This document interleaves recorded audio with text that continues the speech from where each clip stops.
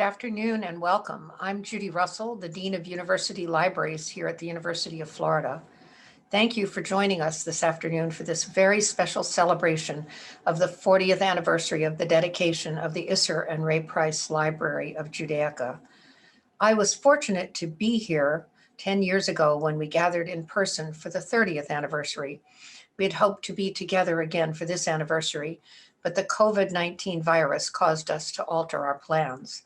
We still intend to have an in-person event when that is once again possible, but we've put together a wonderful virtual event to honor the original naming of the Price Library of Judaica. Since the 30th anniversary, we've lost both Samuel and Jack Price, and we dedicate this program to their memory. Zikranam livracha. May their memory be forever a blessing. We are grateful that their sisters, Eunice Price Isser and Florence Price Schimmer, are with us today. Their vision for the Price Library of Judaica as a way to honor their parents, Isser and Ray Price, and the ongoing support from many members of the Price family in the 40 years since that time, have seen the collection grow in scope and importance, and we're truly honored by their support and grateful for it. Later in the program, Dr. Rebecca Jefferson, curator of the Price Library, will share additional information about the collection and its history. As you were coming in, you saw some images from the collection already. I want to thank her for her leadership and planning for this event and for her stewardship of the collection, which has substantially increased its worldwide recognition and use. I also want to acknowledge and thank artist, architect, and UF alumnus Kenneth Treaster for the design of our beautiful Judaica suite, which houses the rare and non-circulating materials from the Price Library. We're fortunate today to have as our keynote speaker, Dr. Deborah Lipstadt, author of many highly regarded books on the subject of the Holocaust and anti-Semitism. The Price Library includes a non-circulating collection of historic and current anti-Semitic literature. It's essential that we understand the origins and nature of anti-Semitism in order to combat it. So this is a timely and appropriate topic for her presentation. It's now my privilege to introduce Anita Zucker, who facilitated the invitation for Dr. Lipstadt to join us today. As a daughter of Holocaust survivors, Anita is passionately committed to Tikkun Olam, repair the world.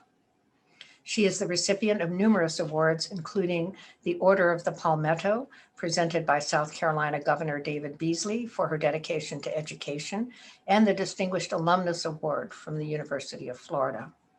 Anita is Chair and Chief Executive Officer of the Intertech Group, a global conglomerate based in South Carolina. She's made many contributions to the University of Florida, including establishing the Anita Zucker Center for Excellence in Early Childhood Studies in the College of Education. She also served as co-chair of the university's capital campaign, Go Greater, in 2018. Anita will now introduce Dr. Lipstadt. Good afternoon, everyone. Dr. Deborah Lipstadt, DeRote Professor of Holocaust Studies at Emory University in Atlanta, has published and taught about the Holocaust and anti-Semitism for close to 40 years. Professor Lipstadt's book, Antisemitism Here and Now, has just been published to stellar reviews. Publishers Weekly described it as measured and carefully non-inflammatory, intelligent and even-handed. Kirkus described it as a tour de force, published in Hebrew by Kinneret Press in 2019. She is probably most widely known because of the libel lawsuit brought against her in 1996 by David Irving for having called him a Holocaust denier. Irving then was arguably the world's largest leading denier. After a 10-week trial in London in 2000 and an overwhelming victory for Professor Lipstadt, the judge found Irving to be a neo-Nazi polemicist who perverts history and engages in racist and anti-Semitic discourse. The Daily Telegraph from London described the trial as having done for New Century what the Nuremberg tribunals or the Eichmann trial did for earlier generations. The Times of London described it as history has had its day in court and scored a crushing victory. According to the New York Times, the trial put an end to the pretense that Mr. Irving is anything but a self-promoting apologist for Hitler. Her TED Talk about the trial has received over 1.3 million views. The movie Denial, starring Rachel Weisz and Tom Wilkinson, with a screenplay by David Hare, tells the story of this legal battle. It's based on her book, History on Trial, My Day in Court with a Holocaust Denier, by HarperCollins in 2006, and recently reissued as Denial, again HarperCollins. The film was nominated for a BAFTA as one of the best British films of the year. She's written Holocaust in American Understanding, which explores how America has understood and interpreted the Holocaust since 1945. Her book, The Eichmann Trial, published in commemoration of the 50th anniversary of the Eichmann trial, was called by Publishers Weekly a penetrating and authoritative dissection of a landmark case and its after effects. The New York Times Book Review described Deborah Lipstadt as having done a great service by recovering the event as a gripping legal drama, as well as a hinge moment in Israel's history and in the world's delayed awakening to the magnitude of the Holocaust. She's also published Beyond Belief, The American Press and the Coming of the Holocaust, which surveys what the American press wrote about the persecution of the Jews in the years 1933 to 1945. At Emory, she directs the website known as HDOT, Holocaust Denial on Trial, which contains a complete archive of the proceedings of Irving versus Penguin, UK, and Deborah Lipstadt. It also provides answers to frequent claims made by deniers. At Emory, Lipstadt has won the Emory Williams Teaching Award. She was selected for the award by alumni as the teacher who had most influenced them. Professor Lipstadt was an historical consultant to the United States Holocaust Memorial Museum and helped design the section of the museum dedicated to the American response to the Holocaust. She's held presidential appointment to the United States Holocaust Memorial Council from Presidents Clinton and Obama, and was asked by President George W. Bush to represent the White House at the 60th anniversary of the liberation of Auschwitz. She was part of a committee that advised Secretary of State Madeleine Albright on matters of religious freedom abroad. She's frequently quoted in the New York Times, the Washington Post, the Wall Street Journal, the Forward, and the Tablet. She regularly appears on the BBC, CNN, NPR, PBS, among others. Dr. Lipstadt. Pleasure being here. It's a pleasure being introduced by you, Anita, and it's even a greater pleasure as someone who has loved libraries long before I became an academic. On Friday afternoons before Shabbat, I'd go with my siblings to the library. We'd go with little overnight cases, not because we were going to spend the evening in the library, but because we took so many books out, we had to take them home in these little overnight cases. So it's a tremendous, multifaceted pleasure being here because the Price collection is so well known among scholars of Judaica and has so many precious, precious objects in it. When we first began talking about this, I thought I might actually get to see them. So that's on my to-do list, not my bucket list, but my to-do list. But I come to you today to talk about a more serious topic, a topic which I don't think anybody who's present today needs to be convinced of its seriousness. In fact, if anything, the question that so many people ask is, where did this come from? What happened?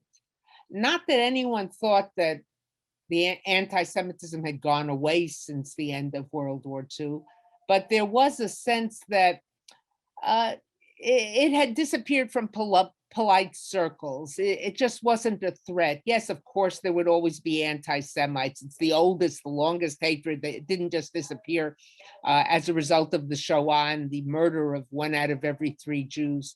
But nonetheless, people thought it had lost all standing. And now we see that that's not the case. So what I'd like to do this afternoon in the time I have with you and in the Q&A, hopefully some of the questions that will come through, but is really start by doing something quite basic, but I think something necessary.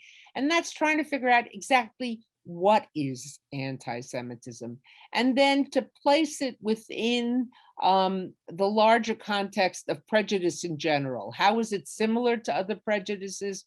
How is it unique? How is it different? What gives its unique standing?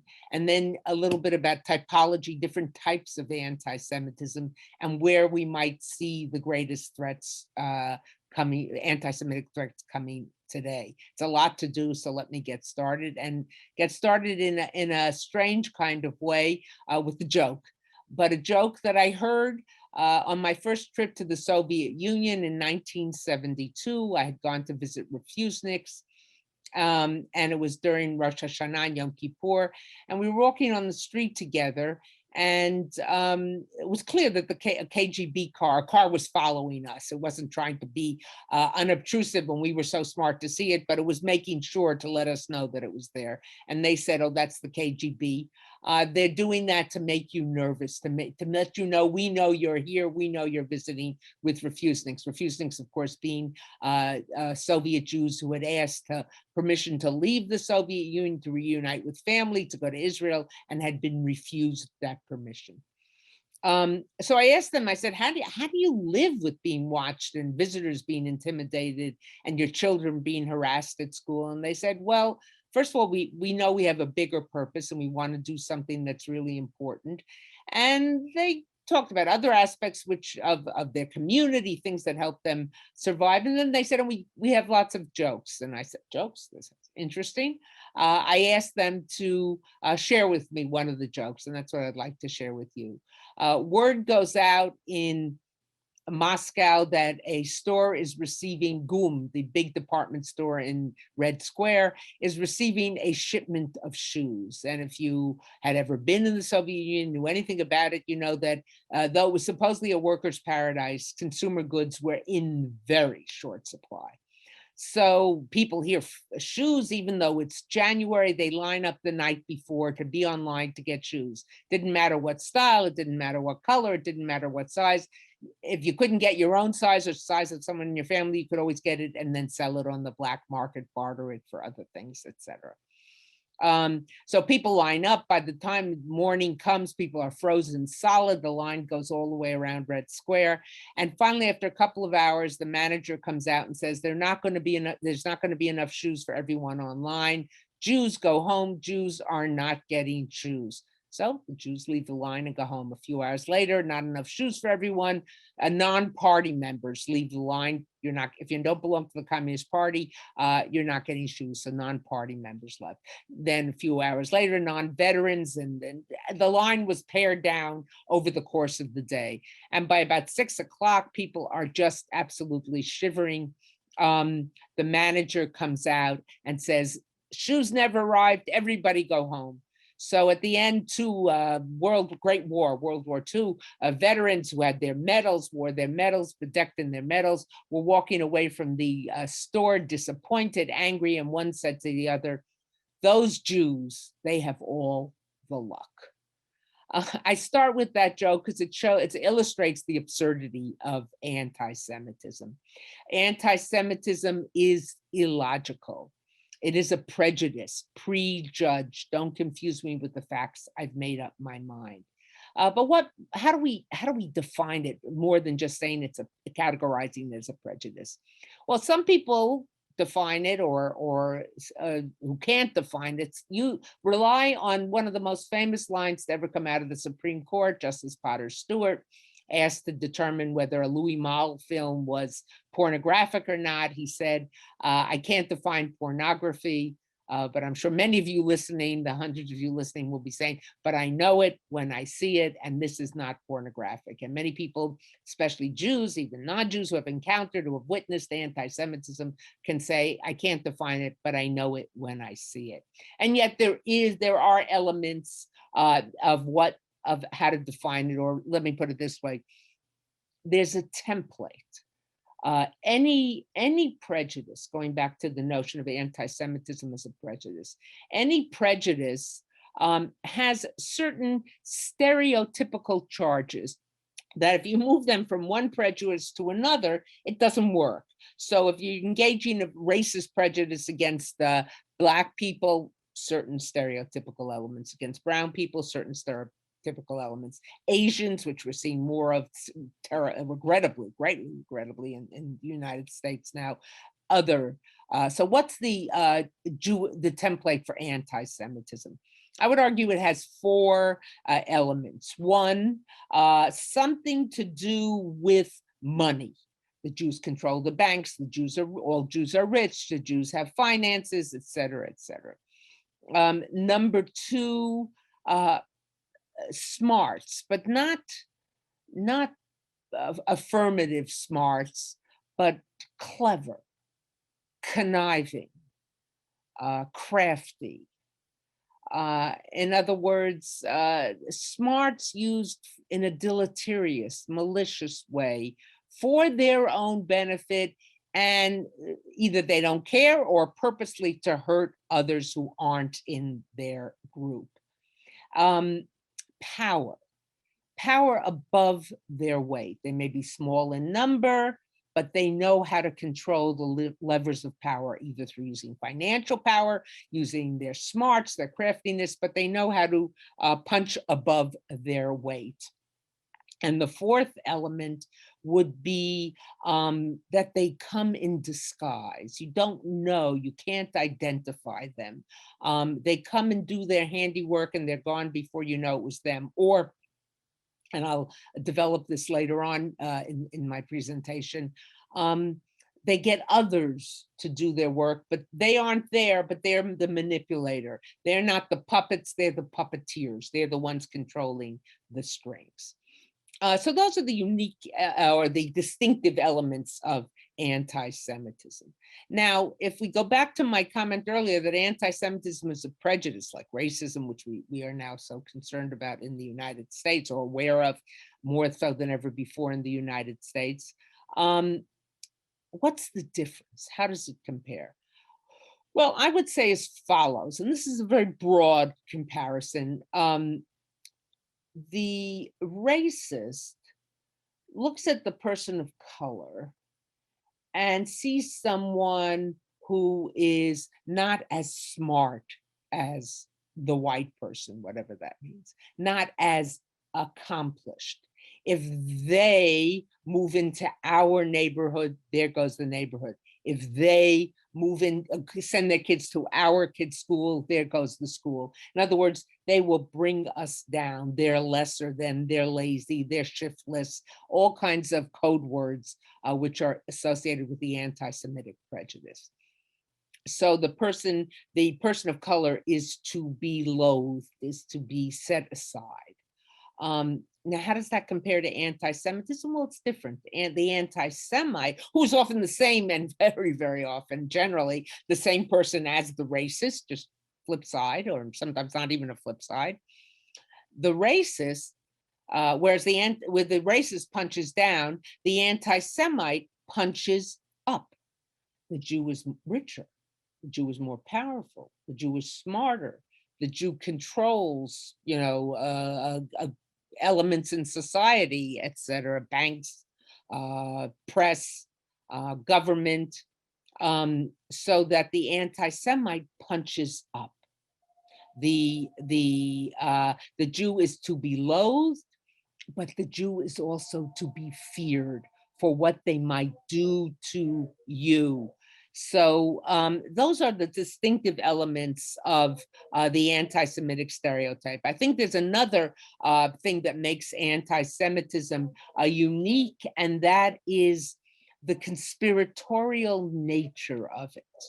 Generally in other prejudices, and that's tied into the punching up, the more powerful then. Generally in these prejudices, you don't have a conspiratorial nature. We hear so much about conspiracy theory in the United States today.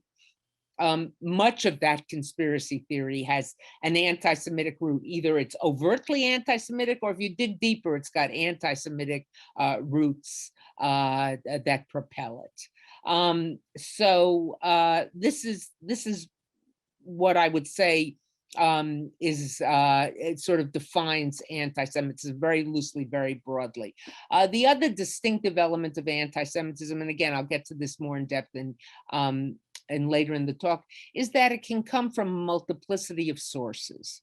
Well, let me explain. If you think about the roots of anti-Semitism, I trace the roots of anti-Semitism, and not all historians agree with this, to the New Testament, and listen carefully, the way in which the New Testament depicted the death and crucifixion of Jesus. Now remember, the New Testament was written really as a conversation amongst Jews. Everybody in it is Jewish except for the Romans who actually killed Jesus.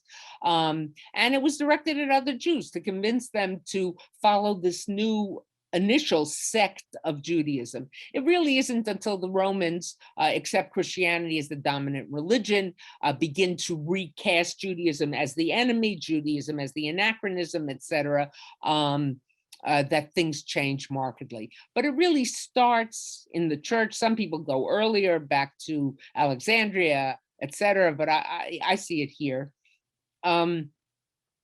But it stays within the church, and it's pretty violent within the church, of course, but then it moves out of the church. It moves out of the church to Voltaire in the 17th century in France. Voltaire, no fan of church power, no fan of church authority. But when he writes about Jews, he could be the most anti-Semitic of Christian preachers, etc.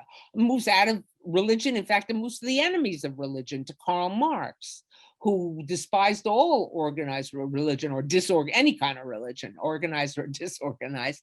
And when he writes about the Jews, it's the same template. It moves to the pseudo-scientific realm of eugenics, the science, the pseudoscience of race, where the Jew is seen as having certain biological and genetic characteristics which make them crafty, not trustworthy, etc., etc. It moves, of course, to Nazism, who bring together all these elements. They don't have to invent anything. They maybe invent the method of genocide and the scope of genocide, but the anti-Semitism is already there. And that, of course, makes it easier for them to accomplish what they want to do.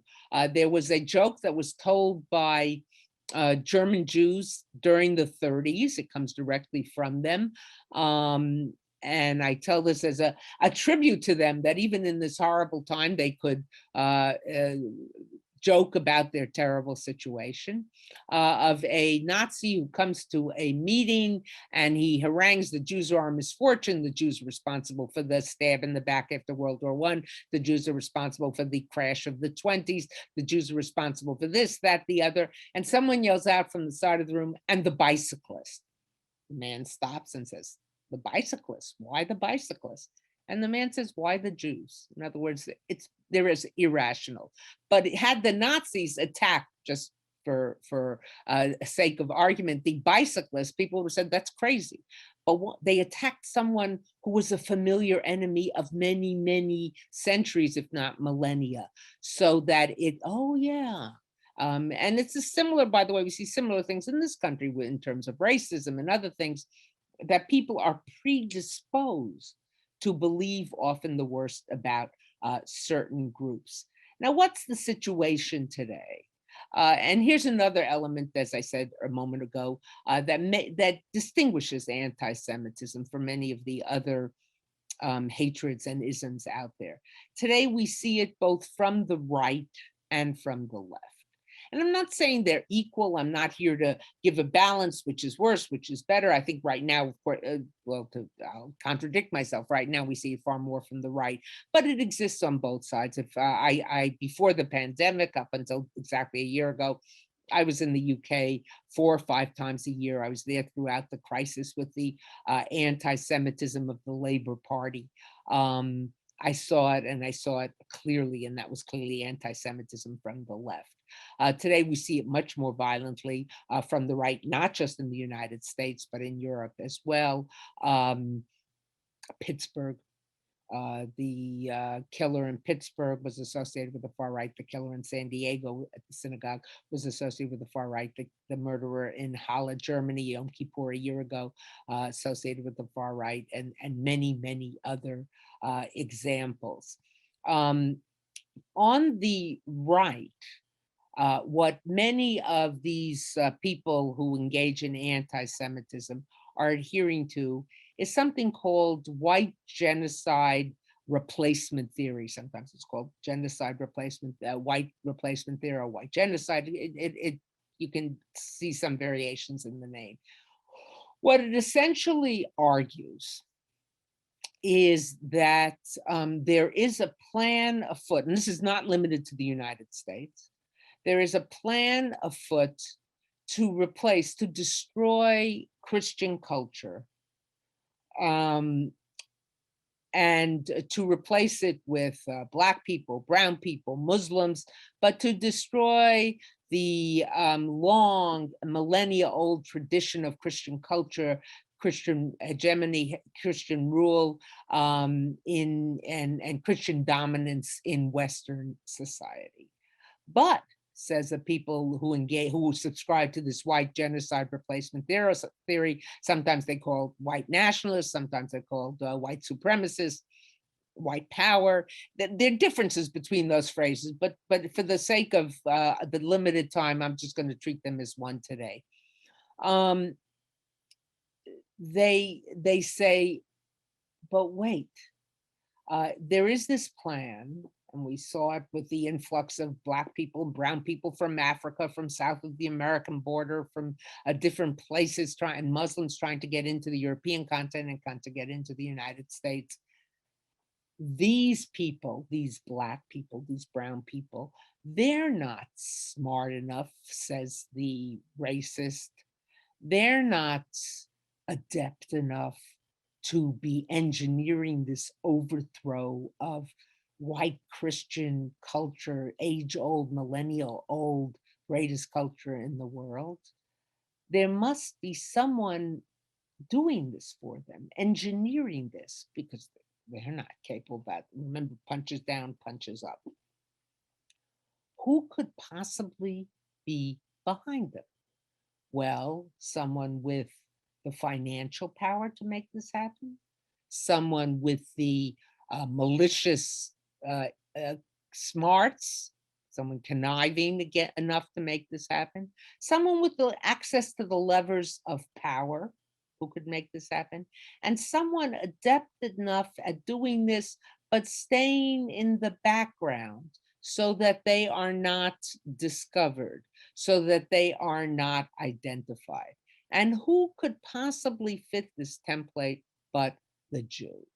So when you hear people talking, let's say, about the Rothschilds, whether it's about their space lasers, as a member of Congress recently did, or whether it's about the power of the Rothschild Bank, which hardly exists, but that's for another conversation.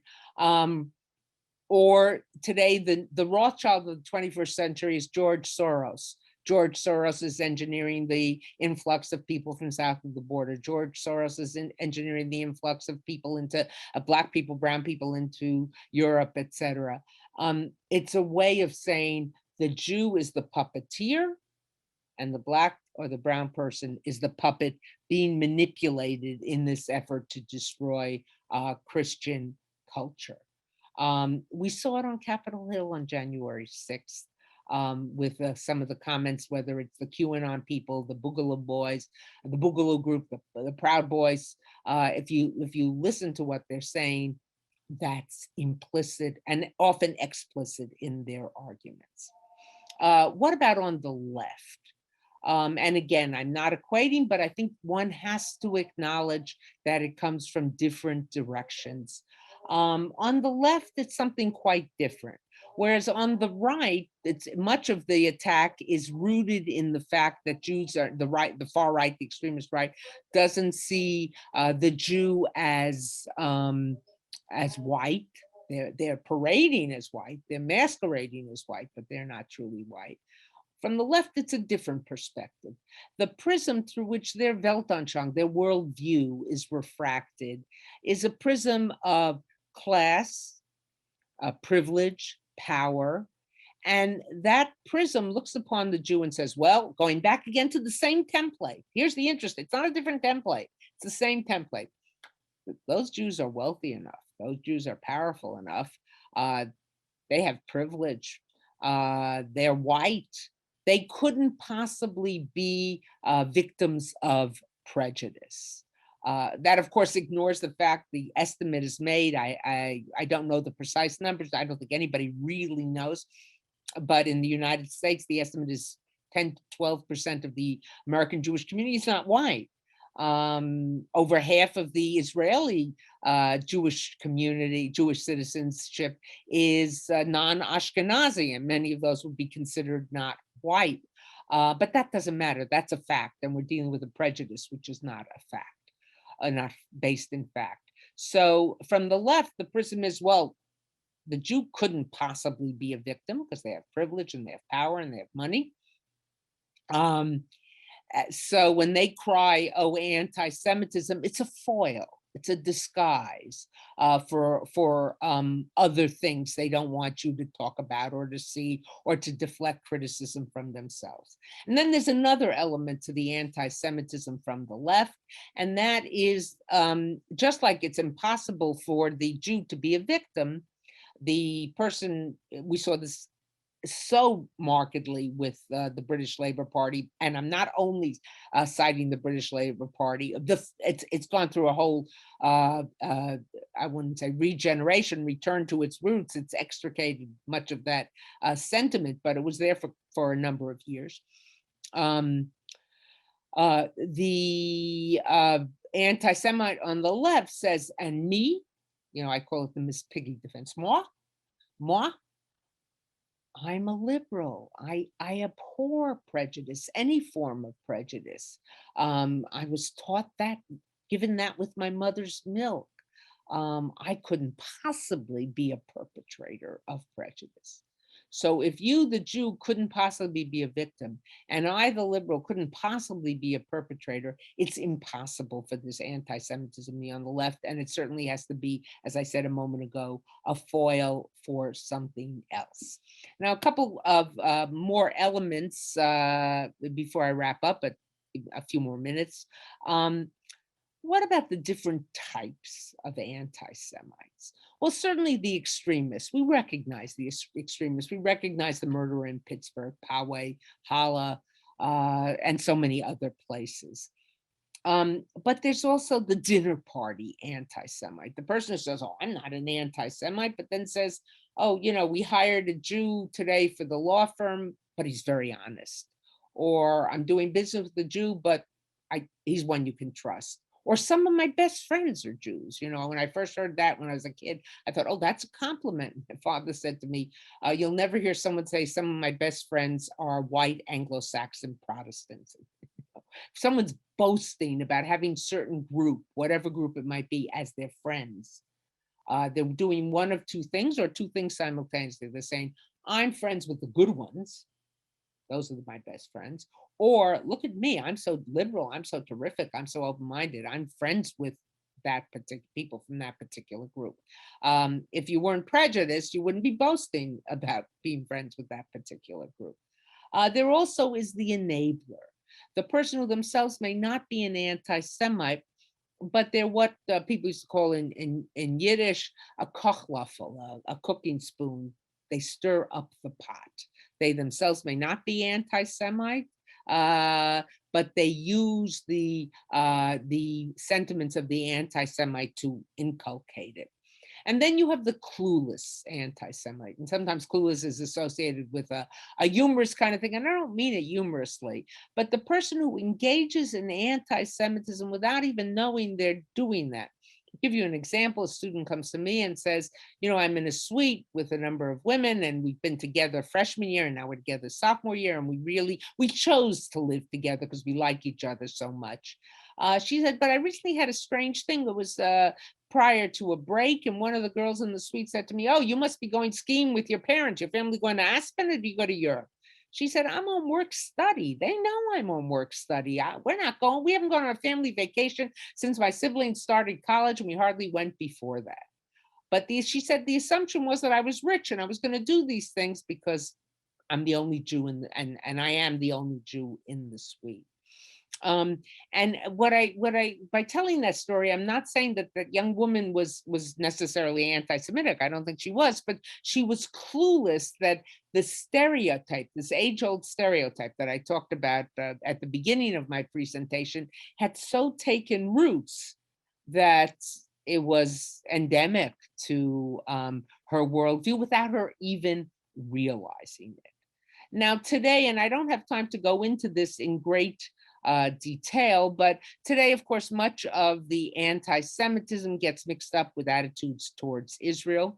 And I think it's very important to know, and any Israeli will say this, that criticism of Israeli policies is not anti-Semitism, just like criticism of American policies is not anti-Americanism. It's what you call a democracy, freedom to criticize, freedom to agree or disagree. But it's when you have a double standard, it's when you have a myopic view that Israel and only Israel is responsible for all the problems, when you see it as the sole human rights, abuser of human rights. And that's not to say that Israel doesn't do things wrong. I know of no country that does everything right. You know, think about American slavery and treatment of Native Americans, of the tribal nations, of Canada and treatment of the First Nations, the indigenous people, or Australia and the treatment of the Aborigines, or New Zealand and the Maoris, or the British Empire. I'm not talking about Myanmar, and I'm not talking about China. I'm talking about the leading democracies of the world. That doesn't make it right. No,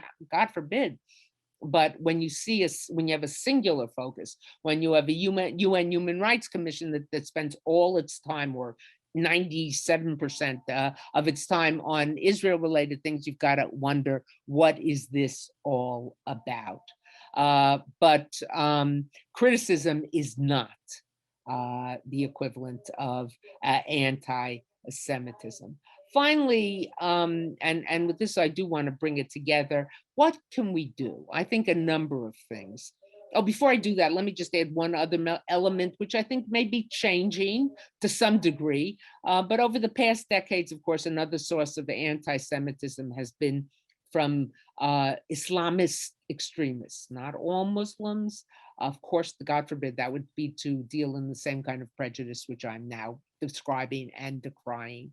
But there have been Islamist extremists. It gets very confused with Israel, but attacking Jewish sites, attacking Jewish institutions, or engaging in overt anti-Semitism and attributing anti-Semitic characteristics to Israelis. Why? Because they're Jews. That's anti-Semitism. What then can we do? I think, first of all, we have to learn to take it seriously. Sometimes even on a campus, we have administration officials who don't get it, because they look at the Jewish student does not present as the typical victim of prejudice. They look well educated, they come from families, they're not the first generation in college. What are they complaining about? So you can't wear your yarmulke on, a kid feels uncomfortable wearing this yarmulke on campus, or wearing a t-shirt that says, you know, I'm Jewish, or an Israeli, has some sort of Israeli symbol on it, because they're afraid of the flack they're going to take, if not more than that, from their fellow students. We have to learn to take it seriously. We have to recognize that anti-Semitism, as is the case with all other forms of prejudice, starts with words. It never starts with actions. The Nazis did not come into power planning to murder 1 out of every 3 Jews alive on the face of the earth. Some of them may have hoped that they could eventually engage in this, but it begins with words and then it moves beyond the words. We have to also recognize that anti-Semitism, and this is so important, it takes me back really to anti-Semitism from the right, that anti-Semitism and white supremacy are linked. You can't have one without the other, as I explained earlier. So if you're going to fight one, you've got to fight the other. You've got to do it for 2 reasons. Moral reasons. You can't just choose, I'm going to be against this ism, but not against that ism. But number two, strategically, if you fight only one, you're not getting at the root of the problem. One is dependent on the other. And finally, and with this I do close, finally, to recognize that the danger of anti-Semitism certainly is a danger to Jews, and Jews are most concerned about it, as is the case, it's your family, your people, your community that is in danger. So of course, your ox that's being gored. So of course, that's going to be your primary concern, and not to the exclusion of all others, but that's the way human nature is. That's the way we behave. And some people are against anti-Semitism because they have Jewish grandchildren, in-laws, and so they care about people they love being hurt. Good reason, not a sufficient reason. Some people can't stand anti-Semitism because they are appalled by all prejudice. They're appalled by their knowledge of history and what anti-Semitism has wrought. All good reasons, but I would say the ultimate reason to be worried, very worried about the existence of anti-Semitism is that it is a threat to democracy. There is no healthy democracy which harbors within its ranks anti-Semitism, or whose leaders or significant members of its population engage in anti-Semitism that is a healthy democracy. Anti-Semitism implies conspiracies about who controls the media, who controls the banks, who controls the press, who controls the voting system. It engenders doubts in democracy. So if you care about democracy, and for all the other reasons I've been talking about, you care about anti-Semitism. I look forward to questions, and I thank you for your attention.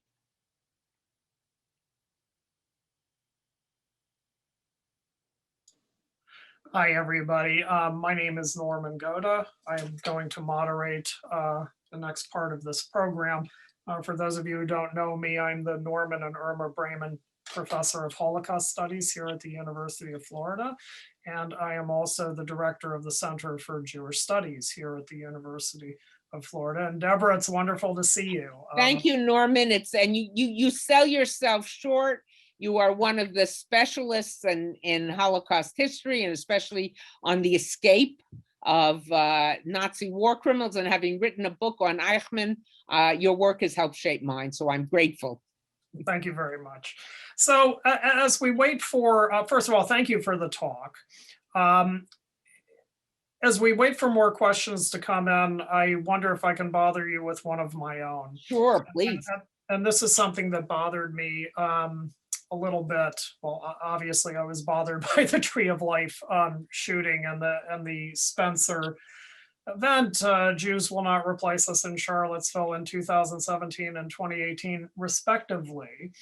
But one of the things I remember very clearly about the aftermath is this, that there seemed to be a lack of understanding as to what anti-Semitism even was. Michael Pence somewhat characteristically described the Tree of Life shooting as an attack on religious freedom. I suppose we can expect that, but there were so many people after Charlottesville who didn't get the signs. Well, how can Jews replace us? There are so few of them. And you and Barry Weiss and others were saying, no, anti-Semitism is a conspiracy theory, and we have to explain it in these kinds of terms.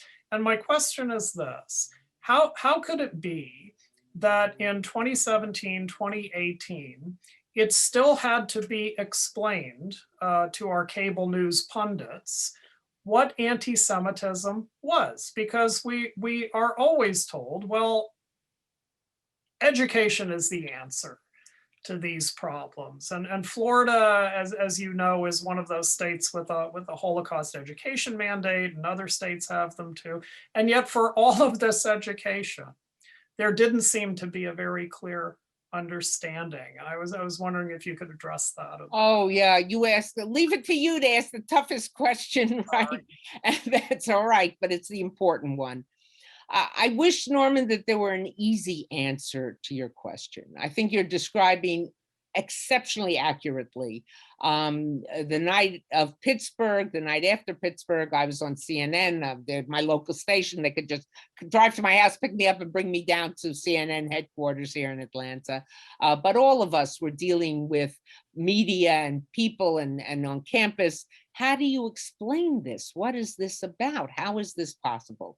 I think, first of all, and I don't say this jocularly at all, as you well know from your study and teaching of the history of the Holocaust, you can be an SOB and a PhD at the same time. There were mobile killing units that were responsible for the murder of over 1 million Jews on the Eastern Front. Babi Yar, Ponari are some of the famous places, but there were hundreds literally of places where Jews were murdered. And there were 4 mobile killing units working with local militia and local right-wing units and nationalist units, etc. But of those 4 units, 3 of the leaders had PhDs and 1, I believe, was a minister. So in other words, that we're dealing with something, that's why I start out by, it's an illogical nature. It doesn't make sense. It doesn't make sense. Jews are communists, Jews are capitalists. Jews are pushy and want to be in places that they're not wanted. Jews isolate themselves and stay together. Well, last time I checked, you can't be a capitalist and a communist. You can't be pushy and isolated at the same time. It makes absolutely no sense. But it's a prejudice, prejudged. Don't confuse me with the facts. I've made up my mind. Now, you zero in, as not unexpectedly, on something that is really at the heart of the matter. Florida, I think, was one of the first states, one of the early states to mandate Holocaust education, and has taken it very seriously, in part also of the work at the university in training teachers. And I've taught many teachers from Florida when they come up to the Holocaust Museum for their the various seminars and teacher training programs. I'm not sure, and I say this, the reason I sighed is because as have you, I've spent my academic career teaching about the Holocaust, but I'm not sure that we can think of teaching about the Holocaust as a magic bullet against anti-Semitism. It's like thinking that teaching about slavery and the injustices of slavery will be a magic bullet against racism. Of course, it's important. Of course, it's central. I wouldn't do it. You wouldn't do it if we didn't think it was important. But I think we haven't yet fully eradicated it. Obviously, we haven't. We haven't been able to demonstrate how it's in the weeds in terms of the clueless nature.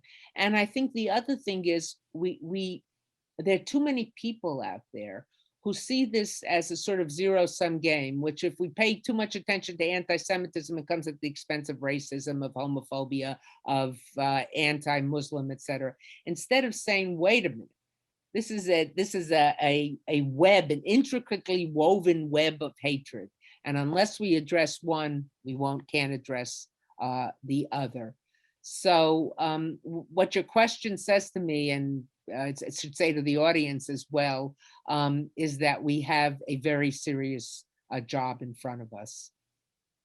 We haven't been rendered redundant or dispensable. Thank goodness, almost. We do have a few questions, and I would like to pose some of them to you. One of them is this: is Christian nationalism, Christian dominionism inherently anti-Semitic?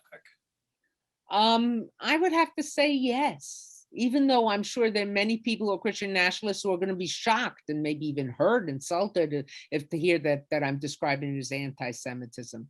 But it's essentially saying that this is a Christian nation to the exclusion of all others. It is talking about the supremacy of Christian identity.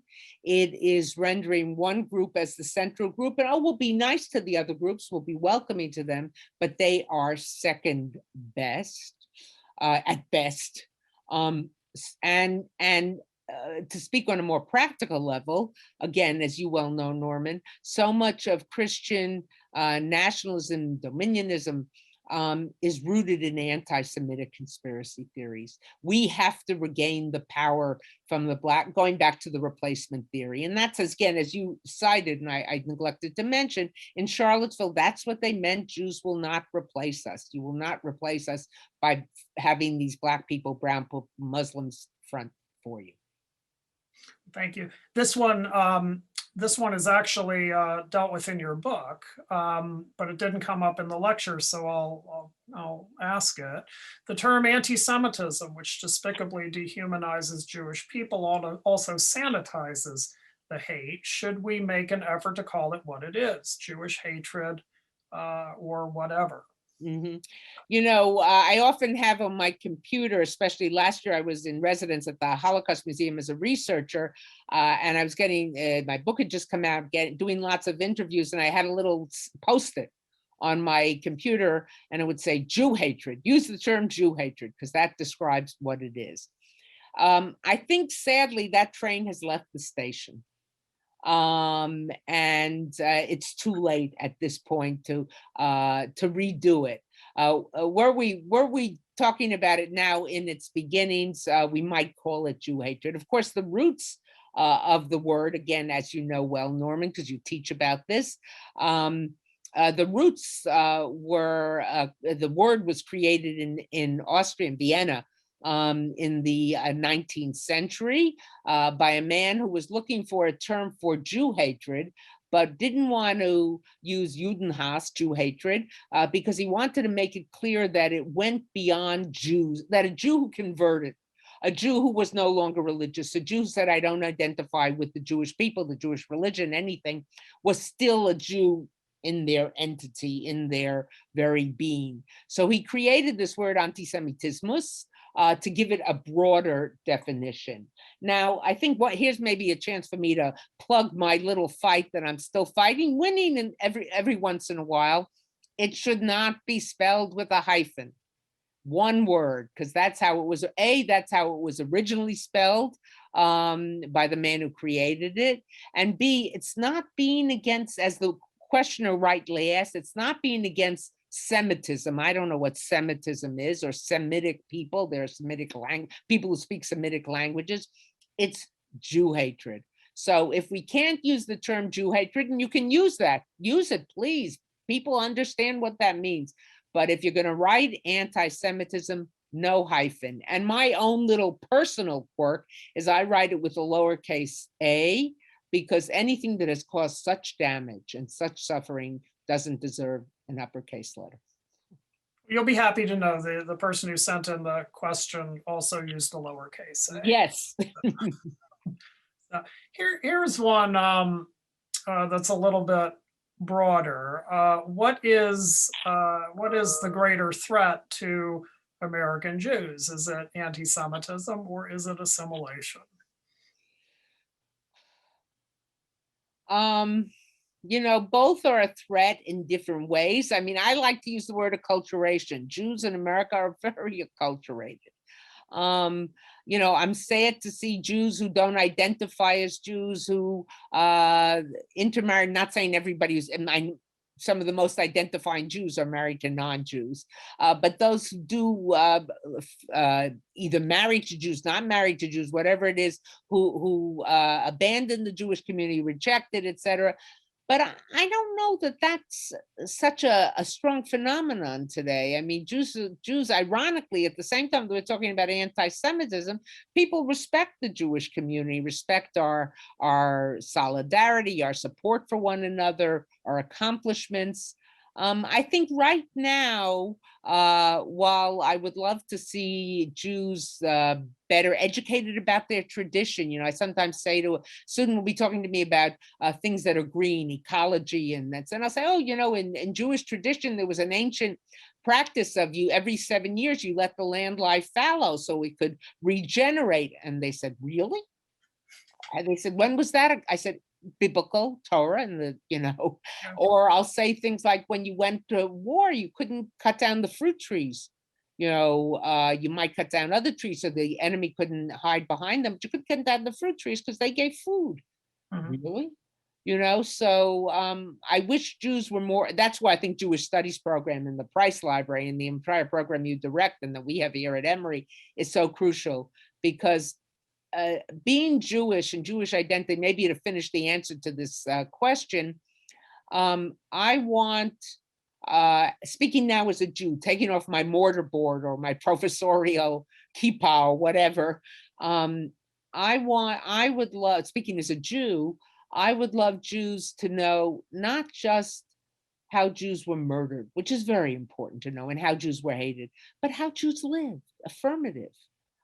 No one ever identified, I'm going to be stronger in my identity because everybody hates me. So that's how I would answer that. Thanks. This is another question that comes up in your book, Antisemitism Here and Now. How do you explain the cover for Louis Farrakhan by the progressive left for his blatant anti-Semitism? I can't. I think there are some people on the progressive left who are very uncomfortable with it. They're also uncomfortable with him because he's such a homophobe.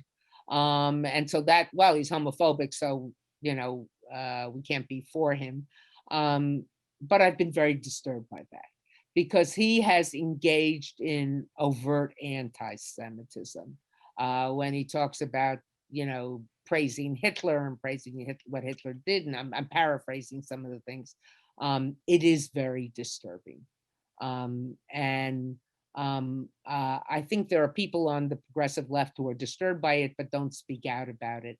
And, one of the things that's so important, and this is both about the people on the left and people who put themselves on the right, is that very often what I see is that people on the right are very adept and very accurate about seeing anti-Semitism on the left, and they're seeing it accurately. And people on the left are very adept and very accurate about seeing anti-Semitism on the right, and there's no question that what they're seeing is there. The problem is, and I'm not saying again they're the same, but they don't see the anti-Semitism right next to them. And as our students might say, we have far more street credibility with the people whose views we share. So don't just, if you're only looking across the political transom, then I think what we're seeing is a weaponization of anti-Semitism and not a political weaponization of anti-Semitism and not a true fight against it. And again, I want to emphasize, I'm not saying they're exactly the same. I'm not saying the threat is the same, but they're both dangerous. Thanks. Here's another.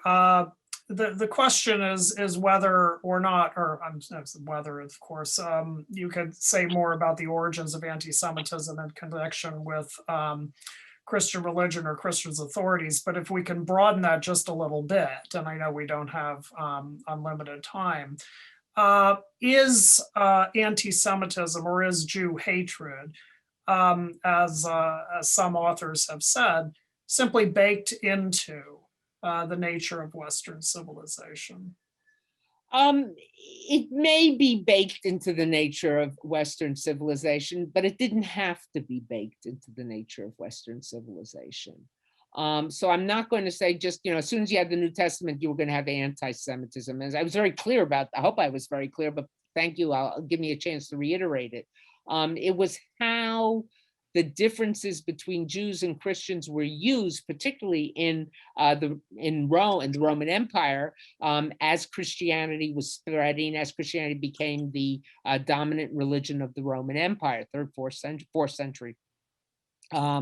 So it was used, it became a weapon, it became a way of differentiating, it became a way of attacking an enemy. If the wells were if the people got bubonic plagues, well, it's the Jews who poisoned the wells. If a child disappeared, well, it was the Jews who sold the child for use of the blood and the use of matzah. If there was a fire, it was the Jews who set it. It just became a scapegoating. Even if it is baked into Western civilization, that doesn't lessen. If anything, it strengthens my determination. I think, Norman, you and I share this unquestionably, to expose it and to fight it. People, well, what can we do to solve it? You know, it's a little, my answer on this is a little depressing after all these years of studying and teaching and writing about it, experiencing it in a lawsuit, etc. I'm not sure we can eradicate it, but we can fight it. You know, maybe to use, and this is coming off the top of my head, and I may regret doing this, you know, sort of the coronavirus. I was listening to a scientist talk about it, a group of scientists talk about it this morning on a podcast. It's going to be around. But, you know, the flu, when the flu first hit, it killed millions of people. Today, we sort of have the flu more or less under control. I would like to see the day where, yes, it's there, but we've got it under better control. Which brings us to this next question and your comment regarding calling anti-Semitism out when one sees it. The question is this: when I encounter an anti-Semitic trope, often perhaps a George Soros allegation, I'm never sure how best to respond. I do call them out, but I don't believe it even impacts them in the anonymity of social media. Any suggestions? It's a very difficult question. It's a simple question and a difficult one to answer. I've been paying in the past 4 years, but certainly in the past few months, careful attention to social psychologists who talk, how do you address conspiracy theories? On one hand, you'd like to say to someone, you are adult, you are an idiot. If you believe that, you're just, I don't know where you get your theories, but you know, whatever. But no one's ever changed their mind, as much as it would make us feel good to do that. No one's ever changed their mind by being told their theories are idiotic. And the thing is to try to draw the person out. It's not easy. It's difficult to know your facts. You also have to know your facts. You have to know what you're talking about. But and you can't just, you know, say that's anti-Semitic, because they'll say, oh, you're a Jew, or you're friendly with Jews, or you have a Jewish son-in-law, or whatever it might be. But to know our facts and to show the absurdity. I'll tell you with an example with the clueless anti-Semite. A friend of mine was graduating from graduate school. The group that she had been closest with, her study partners, none of them were Jews. And she was the only Jew in the group. And they'd become very close. In fact, since the graduate school where my friend went to school was in the where she grew up, her family had invited these young women to their homes for Friday night dinner, for Hanukkah parties, Purim parties, whatever it might be. And they were very grateful to the family and grateful to the hospitality, etc. And they were having a goodbye, farewell lunch. And one of them was saying, oh, I'm going to miss things about being in the big city. I'm going to miss especially being the bargains that are available. And I just discovered this great store. And she turned to my friend, the only Jew at the group, and said, you're really going to be interested in the store. For the people with New York roots amongst you, she was talking about Lomans.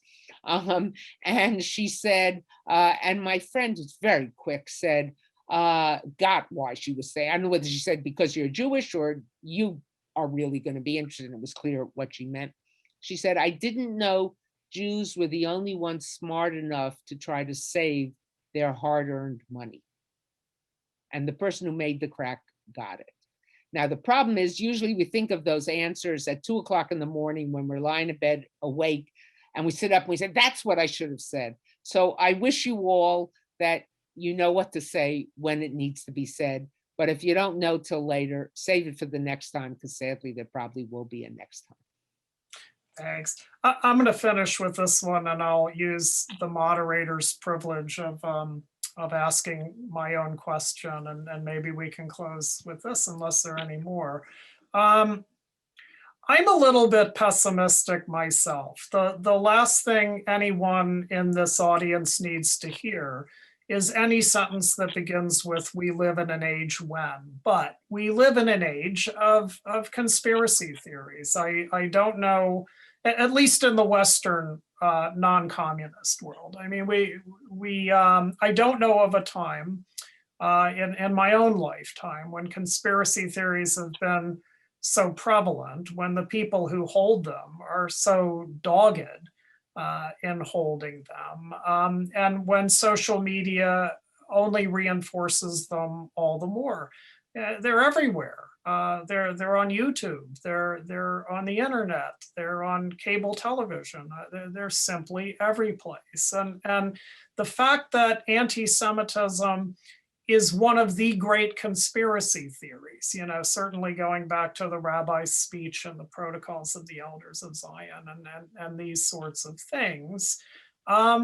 It's hard for me to be hopeful. I don't see a way out of this rabbit hole. The way out for the Germans was, the Red Army invading, a lot of bombs and complete and total defeat. And even then, it seemed to take a generational change. So what do you say to the person who says something along those lines, that given the times in which we live, given the speed with which these things can spread, is there hope that this will not necessarily go away, but at least become a lot less prevalent in the sort of underworld out there? I'm going to do something typically Jewish, and I'm going to give you two answers. A pessimistic one and an optimistic one. I'm going to end with the optimistic one. A pessimistic one, I end my book with this story. It's in the final letter. The book's written as, of course, as a series of letters. I tell the story of a little girl, a neighbor with whom I read every night. In fact, in a couple of hours, we're going to finish the 7th book of Harry Potter, which has been a commitment, but we're almost there.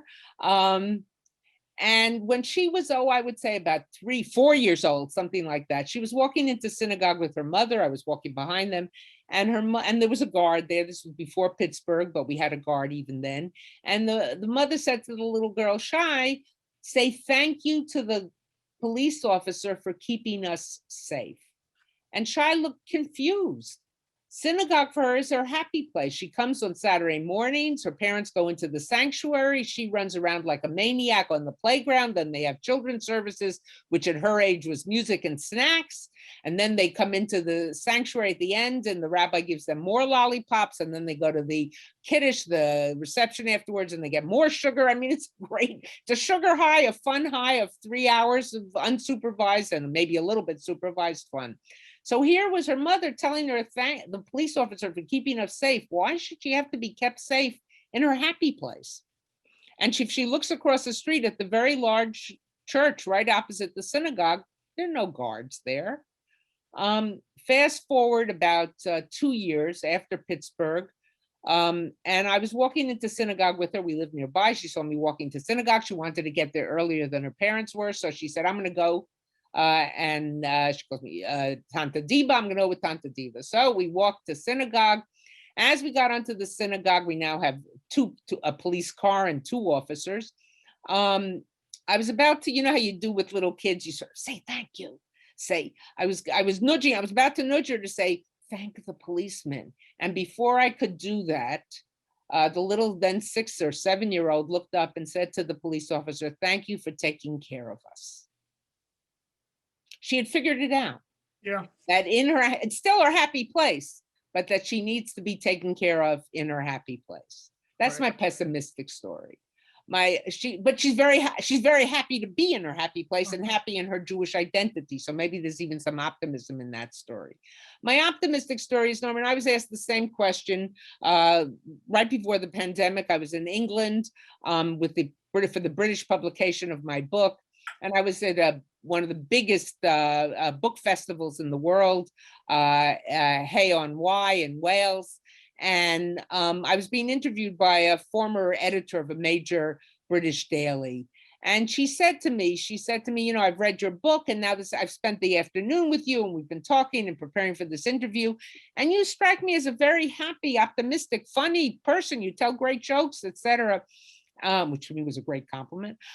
And she said, how is this possible? You've written this disturbing book about anti-Semitism, engaging and I couldn't put it down, but disturbing. And she said, and you were involved in this famous lawsuit, which took 6 years of your life. You teach about the Holocaust. How are you optimistic? And I said, I spent the weekend before I came here in Bath.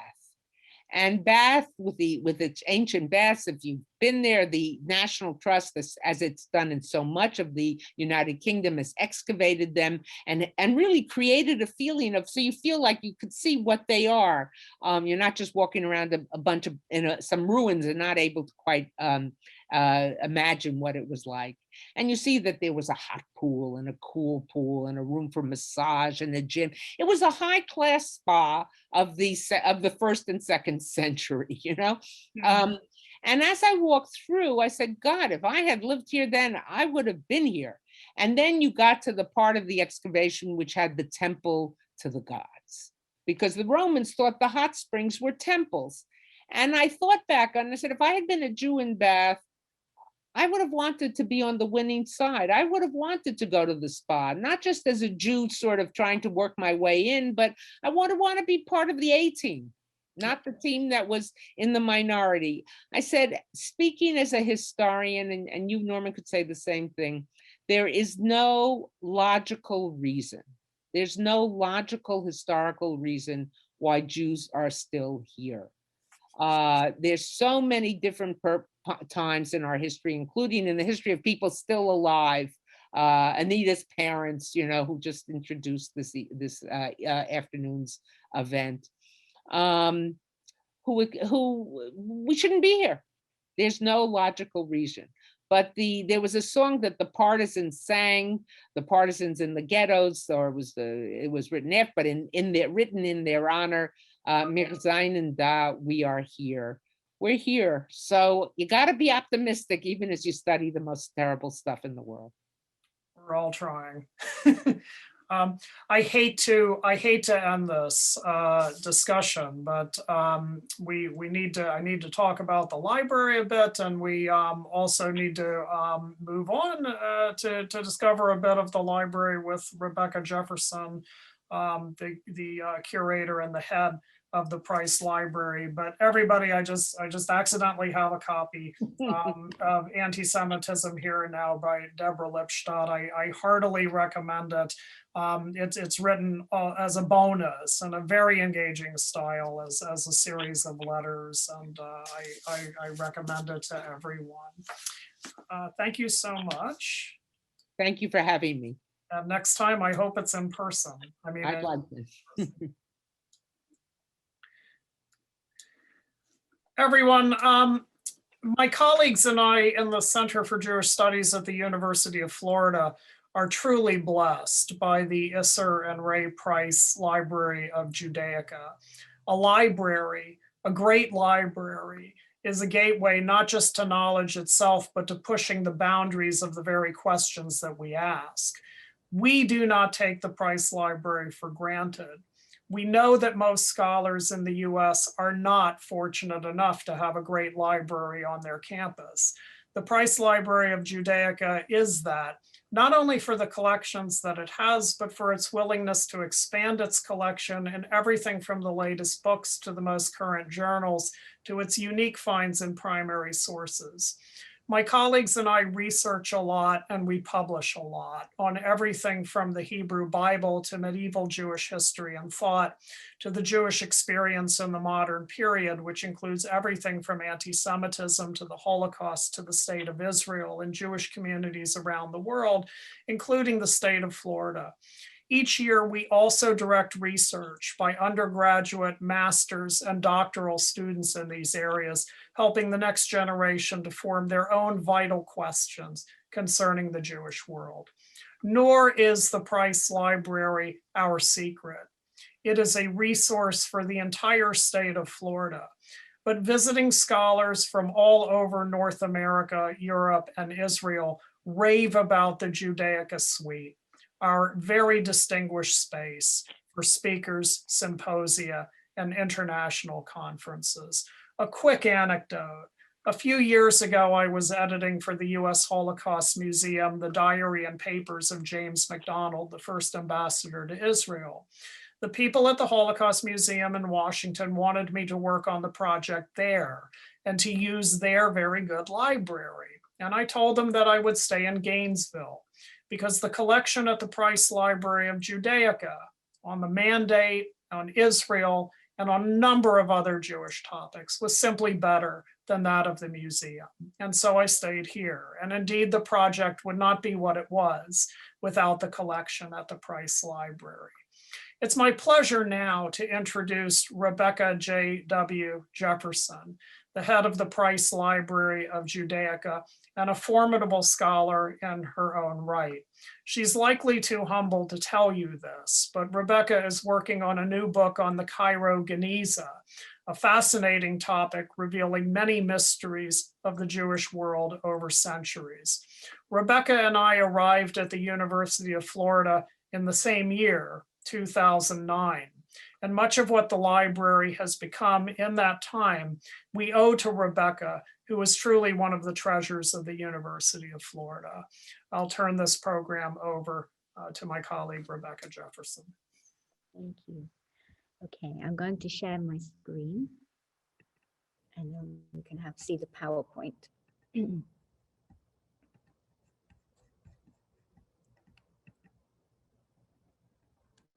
Well, before I begin, I'd like to very much thank Professor Deborah Lipstadt and Professor Norman Goda for a wonderful and engaging presentation and wonderful Q&A session. I'm just so in awe to be able to share this platform with them. I remember Deborah from when I was an undergraduate student in London, and it was during the trial. And I remember reading the newspaper every single day, rooting for her, sending up prayers, because the thought of her losing that case was just so untenable. And so to have her here today is such an honor, it really is. So thank you, Deborah. I have to make a confession before I begin this presentation. And that is, if you noticed on the program, you will have seen that it was titled 40 Years of the Price Library of Judaica. Well, after I put forward that idea, I had many, many nights awake, many days of torture, because how on earth can I put 40 years of such a wonderful library into just 30 minutes or so, 30 slides or so? So as you see, I've now titled it The Isser and Ray Price Library of Judaica at 40. And you will see, I'm afraid, that much has been excluded. And I hope that you'll regard that what is included as just a mere taster for another time. And I'm so sorry that we couldn't have done this in person together. But what I've tried to do is bring some of the people involved in the library over the years into this presentation. So let's keep our fingers crossed that the media works. So in the beginning, the Judaica Library at the University of Florida was brought about because of the establishment of the Center for Jewish Studies at UF. That was established in 1973. And of course, if you're going to have a Center for Jewish Studies, you're going to need resources with which to teach with and do research with. So we were very lucky that at that time, there was on the market for sale a private collection owned by a rabbi in Chicago, a rabbi called Leonard Mishkin. Mishkin had amassed the largest and best private library in the United States. But it was getting a little bit big for his home at 40,000 volumes. And so it was time to sell it. Now we had the inside edge because the director for Jewish studies at that time was Barry Mesh, and Barry Mesh was Leonard Mishkin's nephew.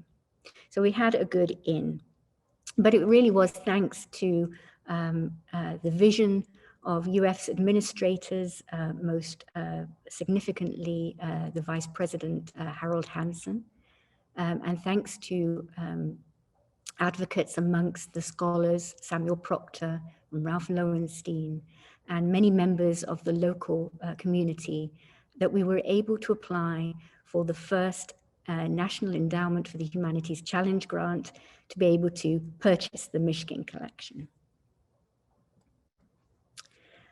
So I'll hand over here to the late Ralph Lowenstein to tell you a little bit about how the collection was acquired.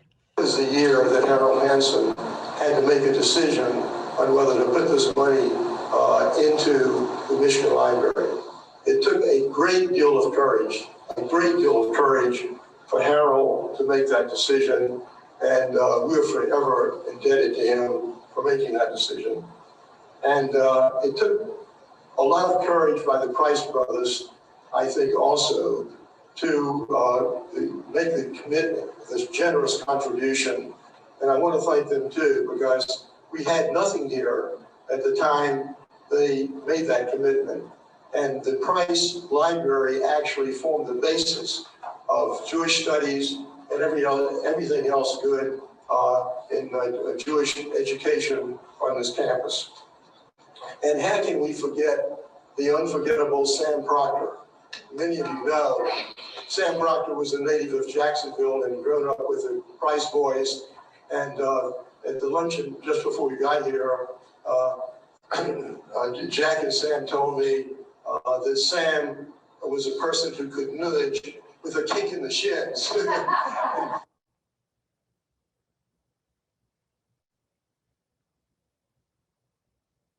When we finally got the Michigan collection, we were able to add some other collections too. One came from a former professor at Brandeis, Shlomo Marinoff.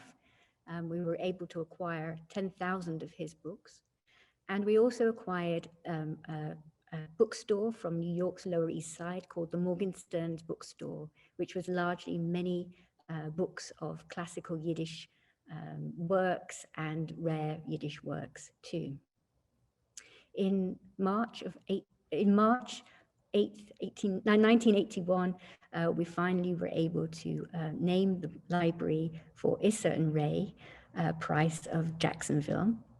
And it was named by their sons, Jack and Samuel Price of Jacksonville. Hi, I'm Florence Schemmer. I used to be a Price, and my mother was Ray Price. And the library was very important to her because she believed in education for her children. She was very much on reading and seeing that all of her children were educated.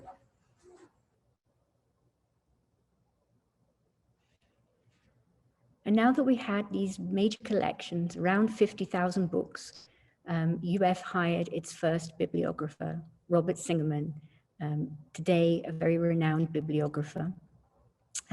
Singerman built up a world-class collection that could boast very rare periodicals from around the world and many different ephemeral publications, a world-class collection of Haggadot for Passover, books that sort of represented the breadth and depth of Jewish history across time and across space. But of course, there was much cataloging to be done. He said, some 20,000 plus volumes of uncatalogued books, most of them quite scarce and fragile, in a multitude of foreign languages, greeted me. Where to start, I asked myself. Should the library be a circulating one or a locked treasure room? So many policy decisions to be made. I opted for a circulating collection, having been brought up with utilitarian notions about the greater good for the greater number of people.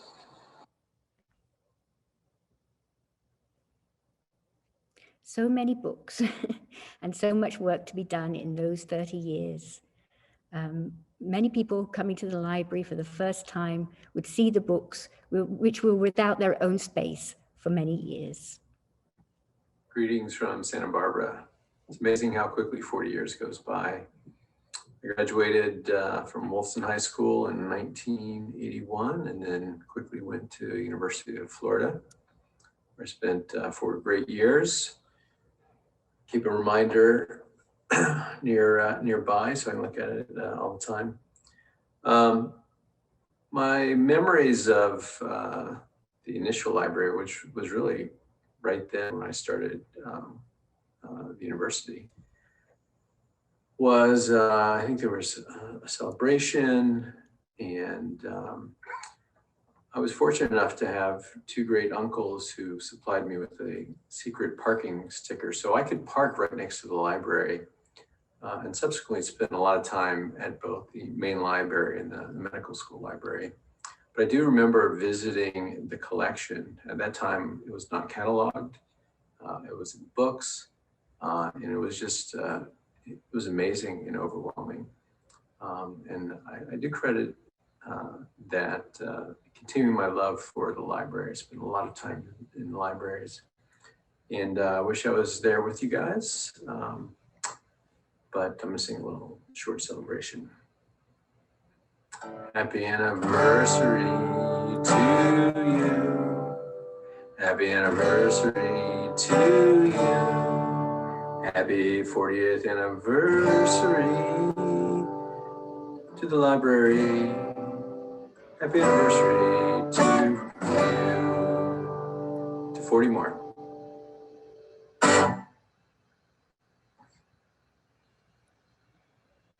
By 2006, when Robert Singerman retired, he'd built up a world-class collection of around 85,000 books. At first, they were in places like, they shared a space with the Latin American collection. And then they were moved over to the Education College in Norman Hall. Finally, they got their own dedicated space in Library West. And with wonderful moving stacks, which, as you can see, some people, that's me, can't quite get the hang of.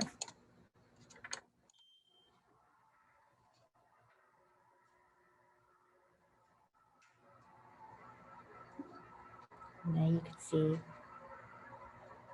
just one part of our huge collection.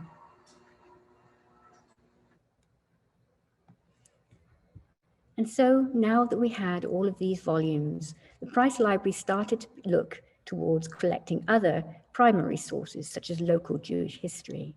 And this really came about because when I first came here, I met a wonderful man called Dr. Edwin Safer, who was looking for a place to place his grandfather's papers safely and to have them conserved and to be able to be used by scholars and researchers. Dr. Edwin Safer's grandfather was the first rabbi of Jacksonville. Well, because my grandfather came to Florida.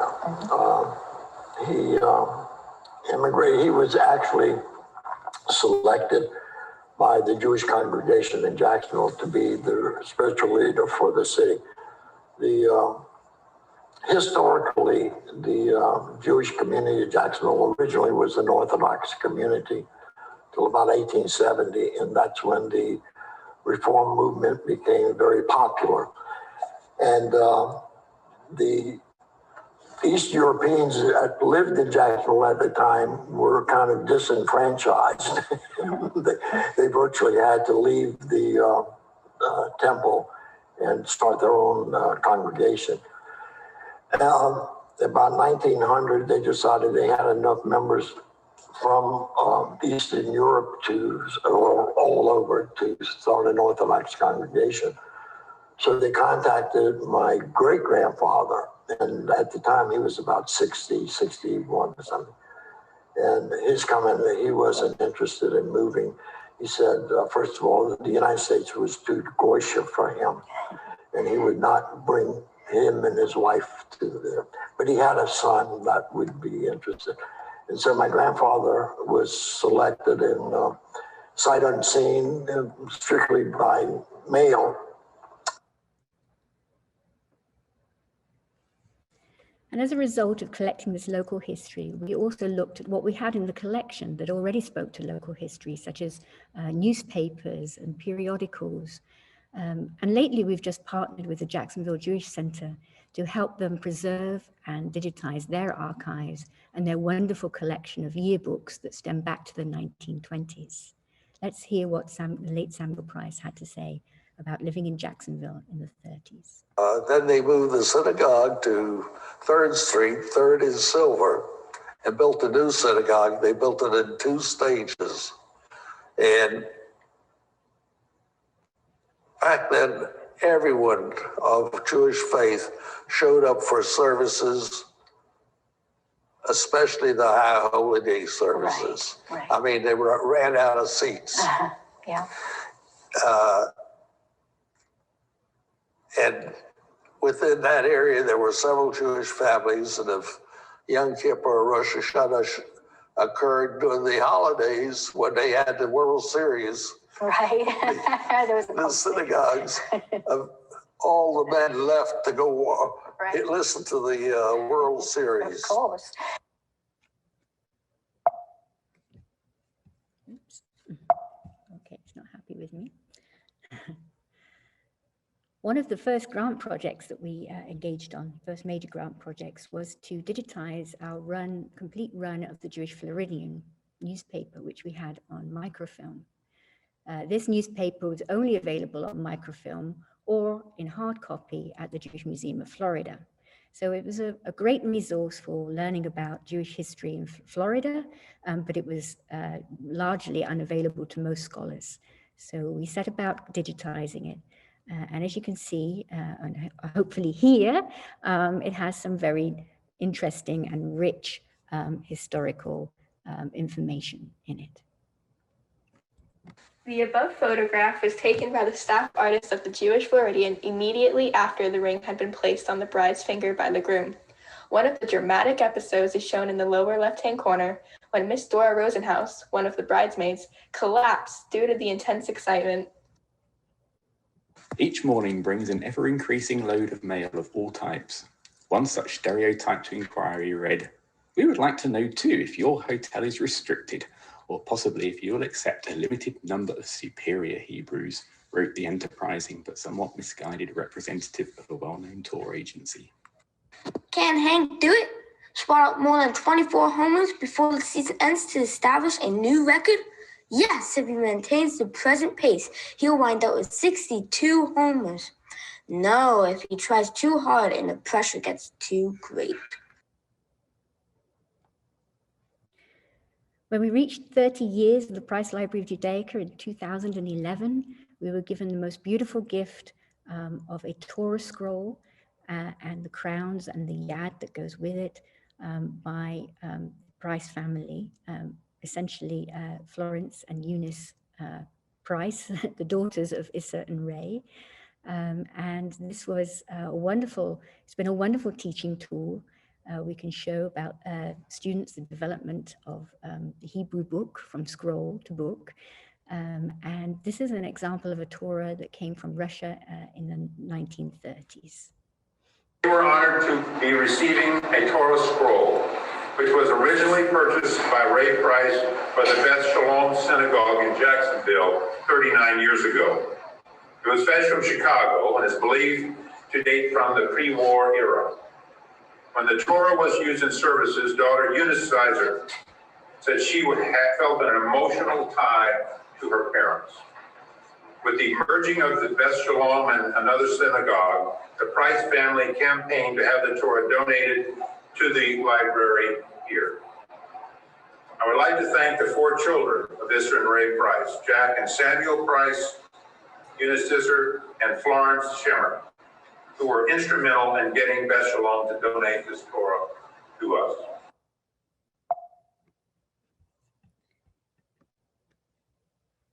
We also received some books from the Beth Shalom Congregation Library when it closed, including this beautiful rare children's book and other children's book too. That again was thanks to Eunice Isser and her husband Barry Isser. My name is Eunice Isser, and this is my husband Barry. I am one of the 4 children of Isser and Ray Price.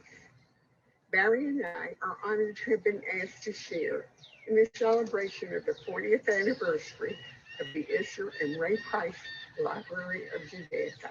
This institution and its marvelous and caring staff have earned its well-deserved reputation as the foremost Jewish studies research collection in the Southeast and home of the largest collection of Judaica and Hebraica in the United States. Our family is so proud of the resources of the Price Library, as well as the commitment of the University of Florida to the celebration of Jewish life and culture around the world.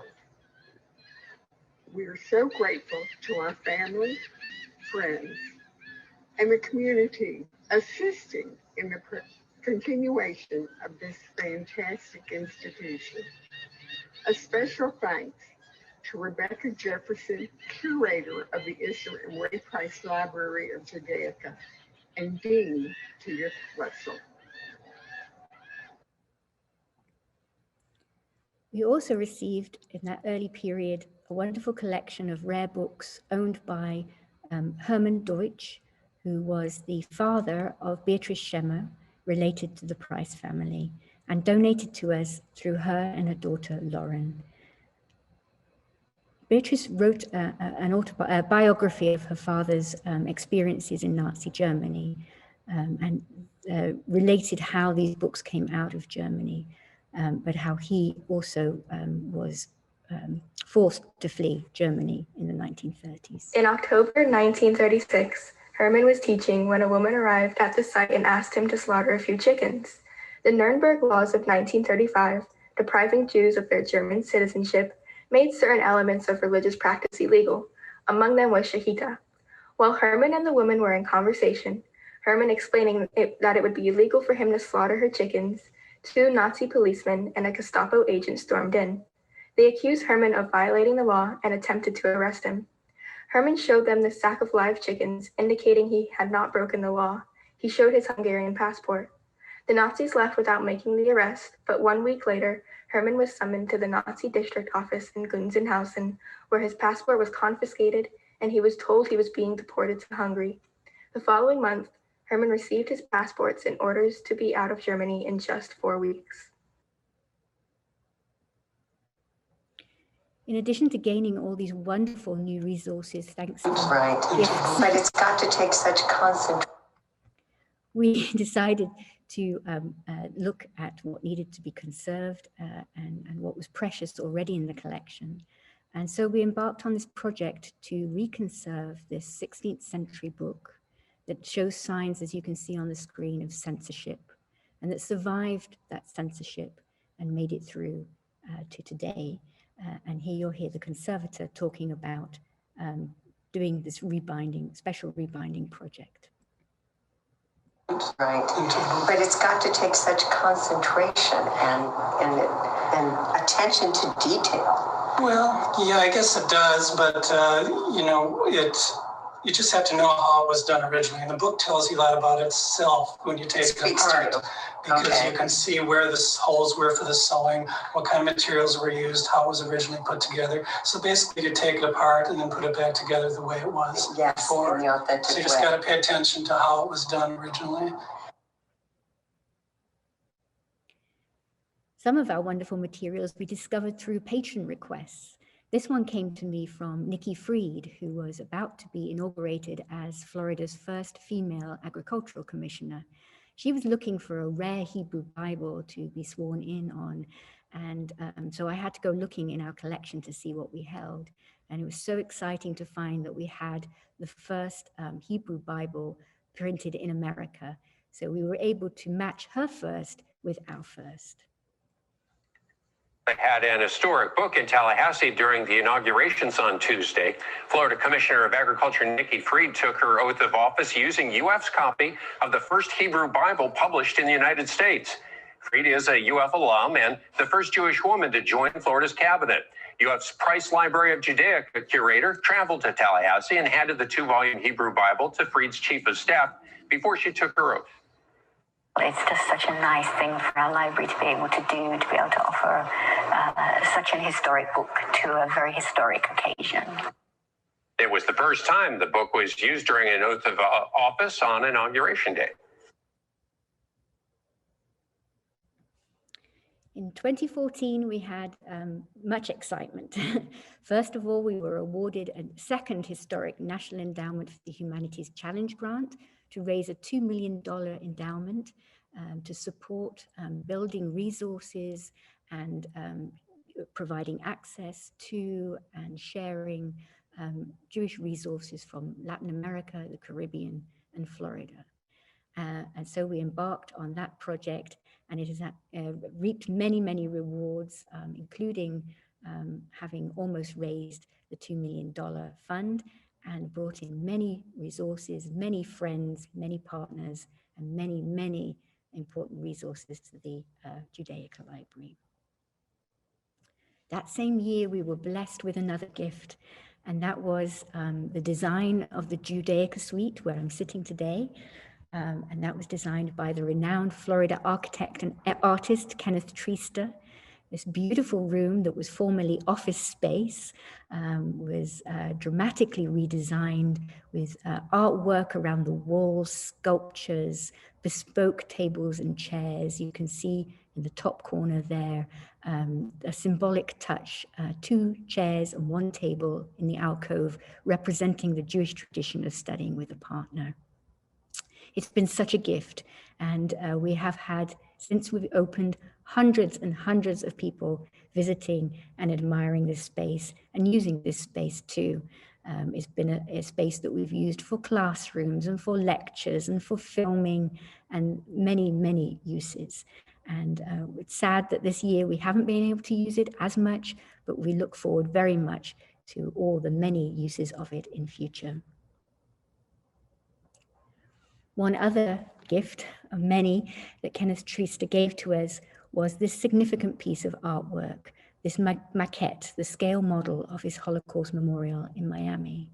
And here Kenneth Treister explains the emotional moment when Miami decided to finally erect the Holocaust memorial. The meeting, the mayor said there'd be 2 minutes of someone speaking for the memorial and 2 minutes against. It went on and on and on.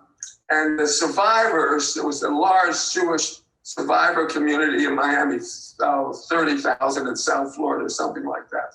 They were passionate to build a memorial. The Garden Center people were passionate to stop the memorial. They brought, each one of them had a copy of the Miami Herald, which was a guide. And they would stand up and show a picture and read from this devastating review. And it went on until one lady who was a survivor got up, and it was late in the evening.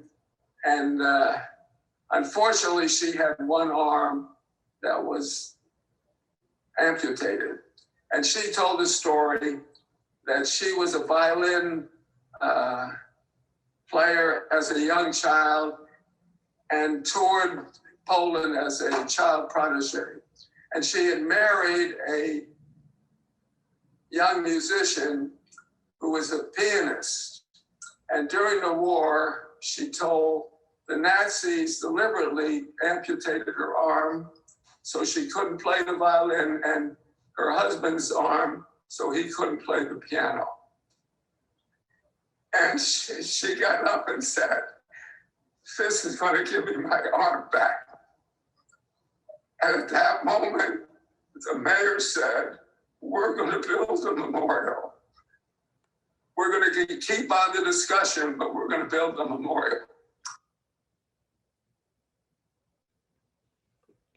And since we opened the suite and we've had all these wonderful artworks and gifts of art in Judaica, we've really used them to full effect by teaching through art. And we were able to launch a course, a 1-credit course called Beyond the Memory of the Holocaust, where we were able to use some of the art pieces to teach students about the Holocaust, about how it's memorialized and remembered. And you can see from the photo on the right, that was one of the projects that came out of this course, something created by Brianna Steidel called Counterbalance. And it's a charity box, it's a tzedakah box, where rather than putting a coin into the box, one takes one out. And each coin has the image of a Holocaust survivor on it. And on the left, you can see an image from a series of Holocaust prints that we were given by a local artist called David Crown. And here, David Crown explains about how he came up with the ideas of these Holocaust prints for a class here in the suite. I had no inclination to do another one, and then another image came to me. This, by the way, was about 1985, maybe a little later. Another image would come, and I didn't want to do it. In fact, I'd resist doing it, especially at night. And then I'd say, I'll do a drawing. It's no good, but I'll do a drawing anyway. I do a drawing, I'm saying, well, I've got to do the etching. I've just got to do it. It was an absolute obsession. I could not refuse to do it. Fortunately, I had access as an independent student at the Santa Fe Community College, where they have nitric acid tanks for doing etching and other facilities in the press, and other facilities which meant it possible to do these. Over the next 6 years, I did 26, and nearly every one of them was in agony.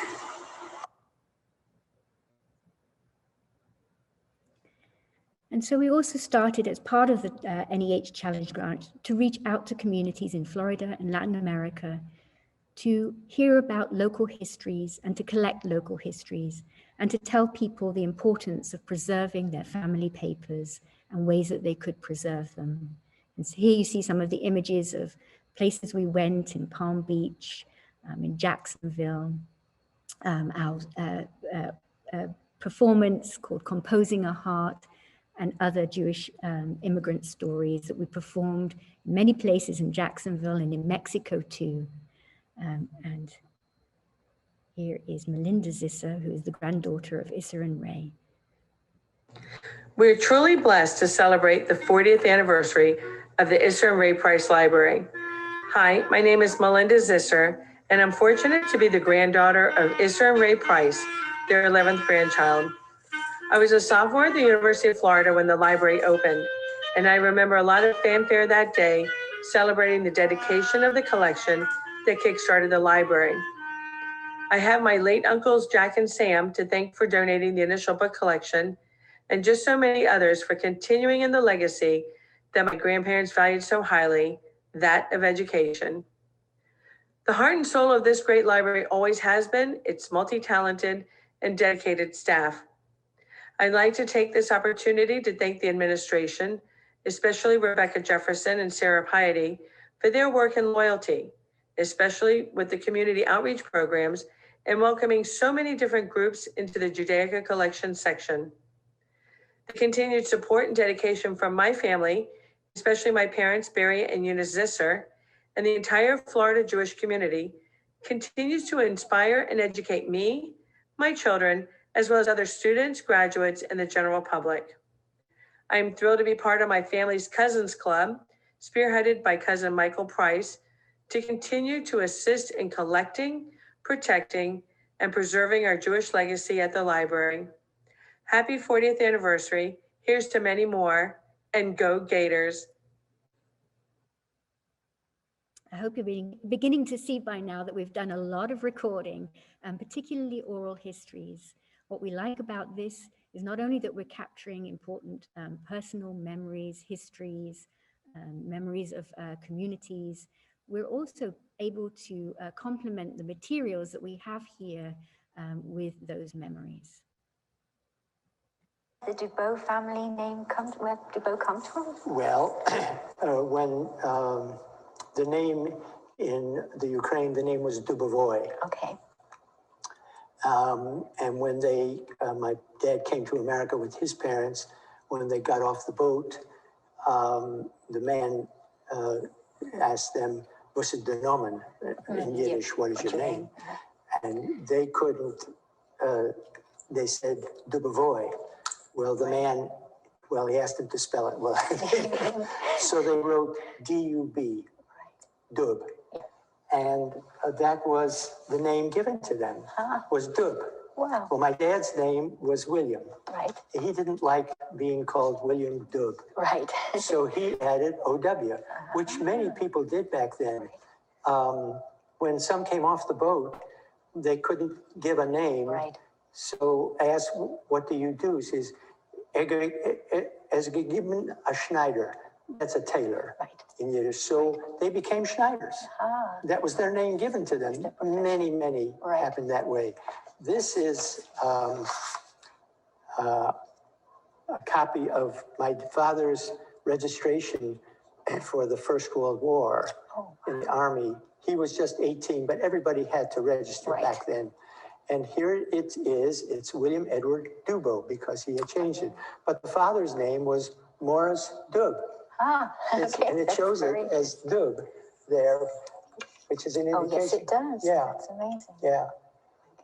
Now, he was never called to the I was war. going to say, did he do anything? No, because the war ended. Right. Just about there, in 1918. Right.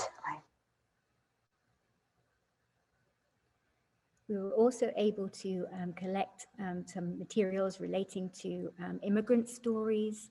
This was a wonderful collection given to us by Eileen Josephs, who herself has been very active in dealing with immigration. She's an immigration lawyer. We've been able to collect her family's story and her own story of working with immigrants. Every time I would visit my father in his office in Mexico City, I would be delighted and fascinated to see this photograph and notice that my father actually came from a family of tailors, and here he was now in the 1960s and 1970s in Mexico City, managing a factory of many Mexican women workers who were tailors making the brasiers. It was just very fascinating for me to see this continuation of my own father's family's legacy. We joined in one of the library's own larger projects, a major project called Celebrating Cuba, to digitize Cuban materials from the National Library of Cuba and elsewhere. And so we traveled to Cuba, we went to Havana, and we were able to digitize large sections of the historic synagogue library there, as well as other items relating to Cuban Jewish history. We established a partnership with the Jewish social and cultural organization known as SAFTA in Argentina, and they have been digitizing very rare Argentinian Jewish newspapers for us. We've also had an oral history with this Argentinian poet and scholar, Perla Sney, and here you are. She talks about the importance of preserving memories. And this book is dedicated to a friend of mine, Pepe. We call him Ercele Urfeg, Zikrodon Ibrahim, who disappeared. Yes, I'm sure all this had this and the stories of my father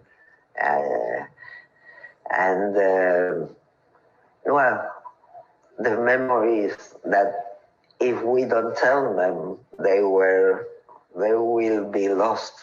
So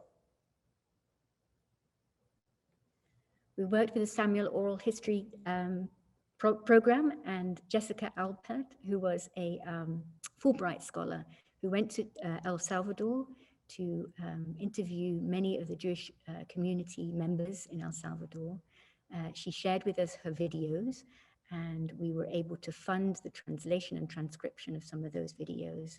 And here you can see Jewish community leader Ernesto Freund talking about his involvement in leading the Jewish community there. Y que nosotros pues tratamos de participar en ayudar al país a combatir la pobreza y a contribuir al desarrollo. Mucha gente dicen yo estoy devolviendo un poco de lo que me han dado. Yo no participo en eso, yo creo que nadie nos ha dado nada, pero que sí tenemos la obligación moral y humana de ayudar a nuestros coterráneos en el país. Y eso es lo que tratamos de hacer. we were able to do our first conference, the Jews in the Americas, here in Gainesville in partnership with the Latin American Center, the Latin American and Caribbean Collection, and thanks to scholars in the Jewish Studies Center. It was a major international conference, bringing people from scholars from around the world to talk about various aspects of this subject.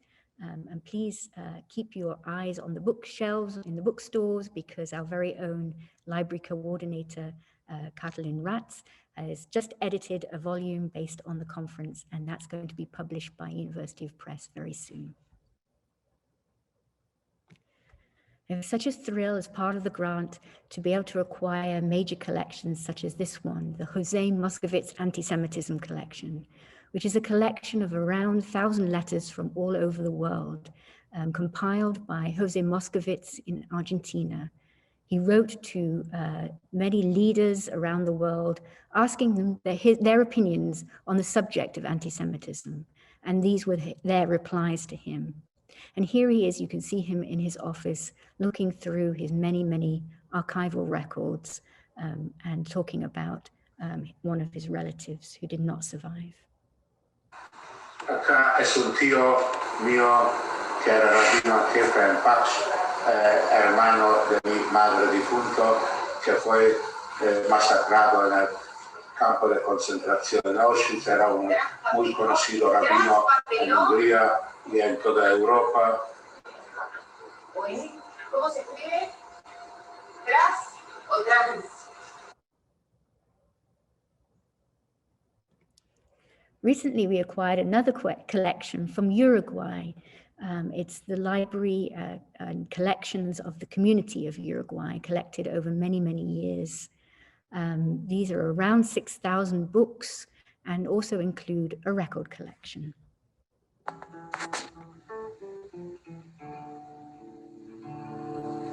Steht sie dort im Geselle, still vertrachter Heisele, dorten auf dem Beudenstiebel wohnt mein Teierwesele.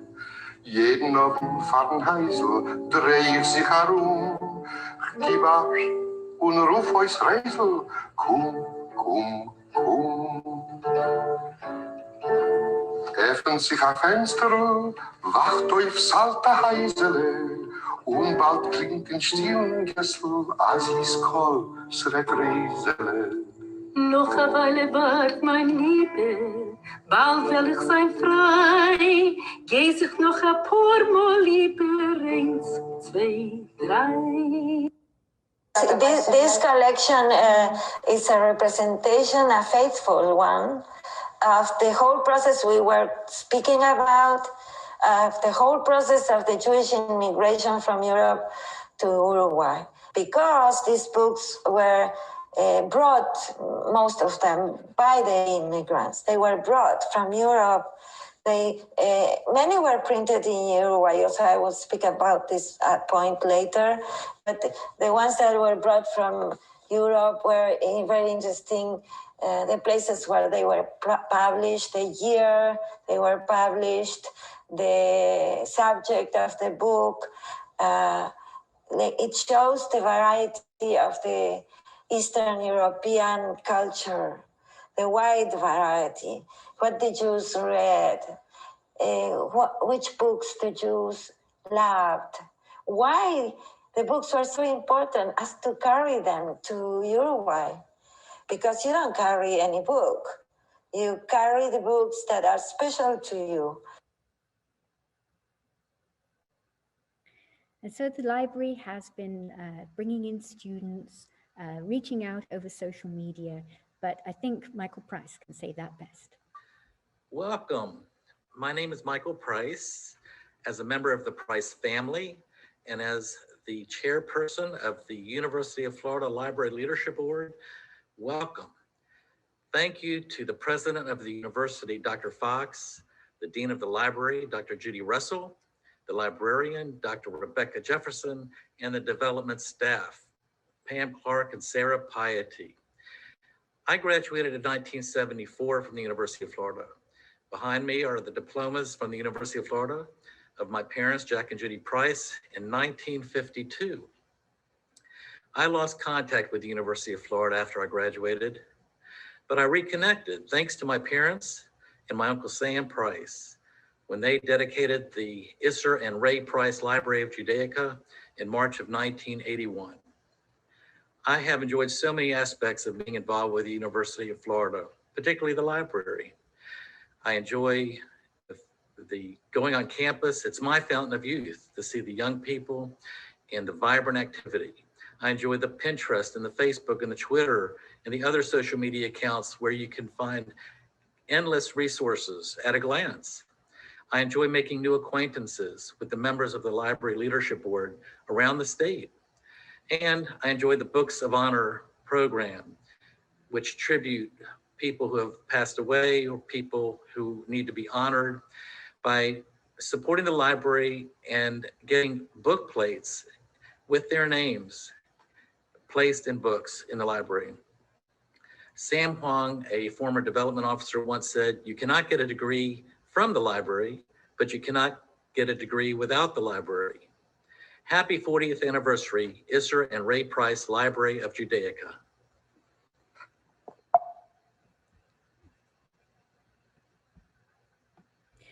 And so we've reached today, and I hope you've enjoyed that taster. Just one or two slides left, very short.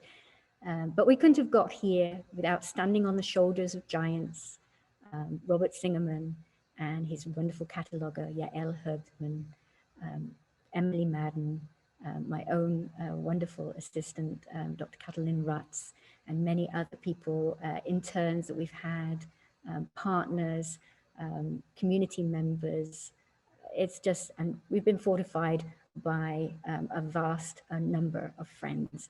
And so that's where we are today, about 120,000 volumes, 280,000 materials online, and getting stronger. We've put together an exhibition for you, another sort of taster, 40 years, 40 objects. This exhibition is opening tomorrow and runs through to August 1st. If you're visiting Gainesville and would like to see it, and you're not a UF affiliate, please see our department website for guidance on appointments. But you'll be able to also see the full exhibit online, and you will be sent a copy of the exhibition catalog.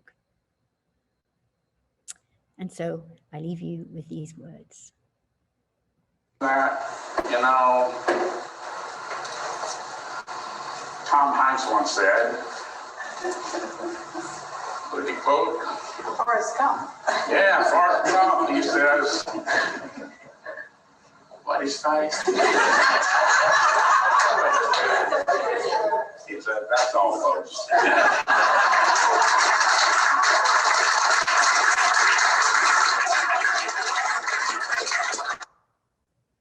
Thank you very much for listening to this presentation, and we hope to see you at year 50. I'm now going to hand over to the Dean of the Libraries, Dean Judith Russell. Thank you so much, Rebecca, for that inspiring presentation. We're so fortunate to have this amazing collection and to have you as its curator.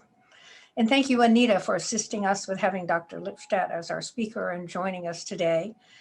Dr. Lipstadt's words were informative, but also a warning about the amount of work that remains. I believe that the Isser and Ray Price Library of Judaica and the Center for Jewish Studies will continue to have an important role as educating people about these issues and celebrating Jewish history and culture, both here on campus and worldwide.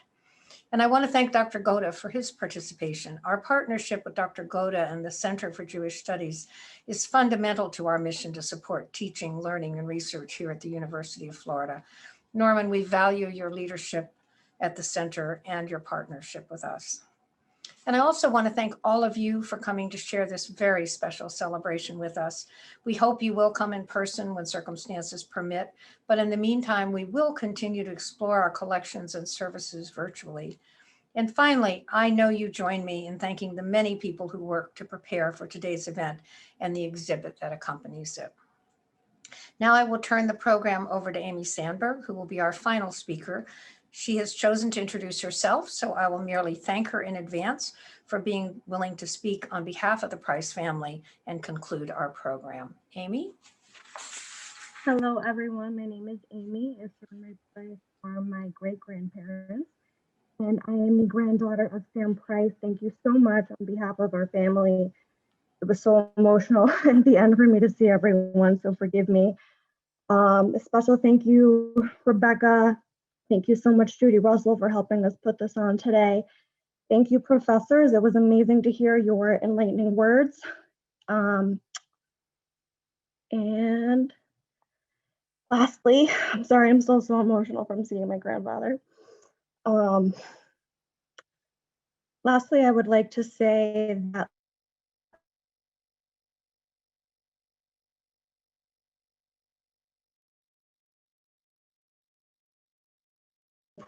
Price Library is truly the crown jewel of our family. And although to the library over the last 40 years and to see our family legacy live on through us. And I can't wait to see where we are in another 40 years. Thank you so much for coming today.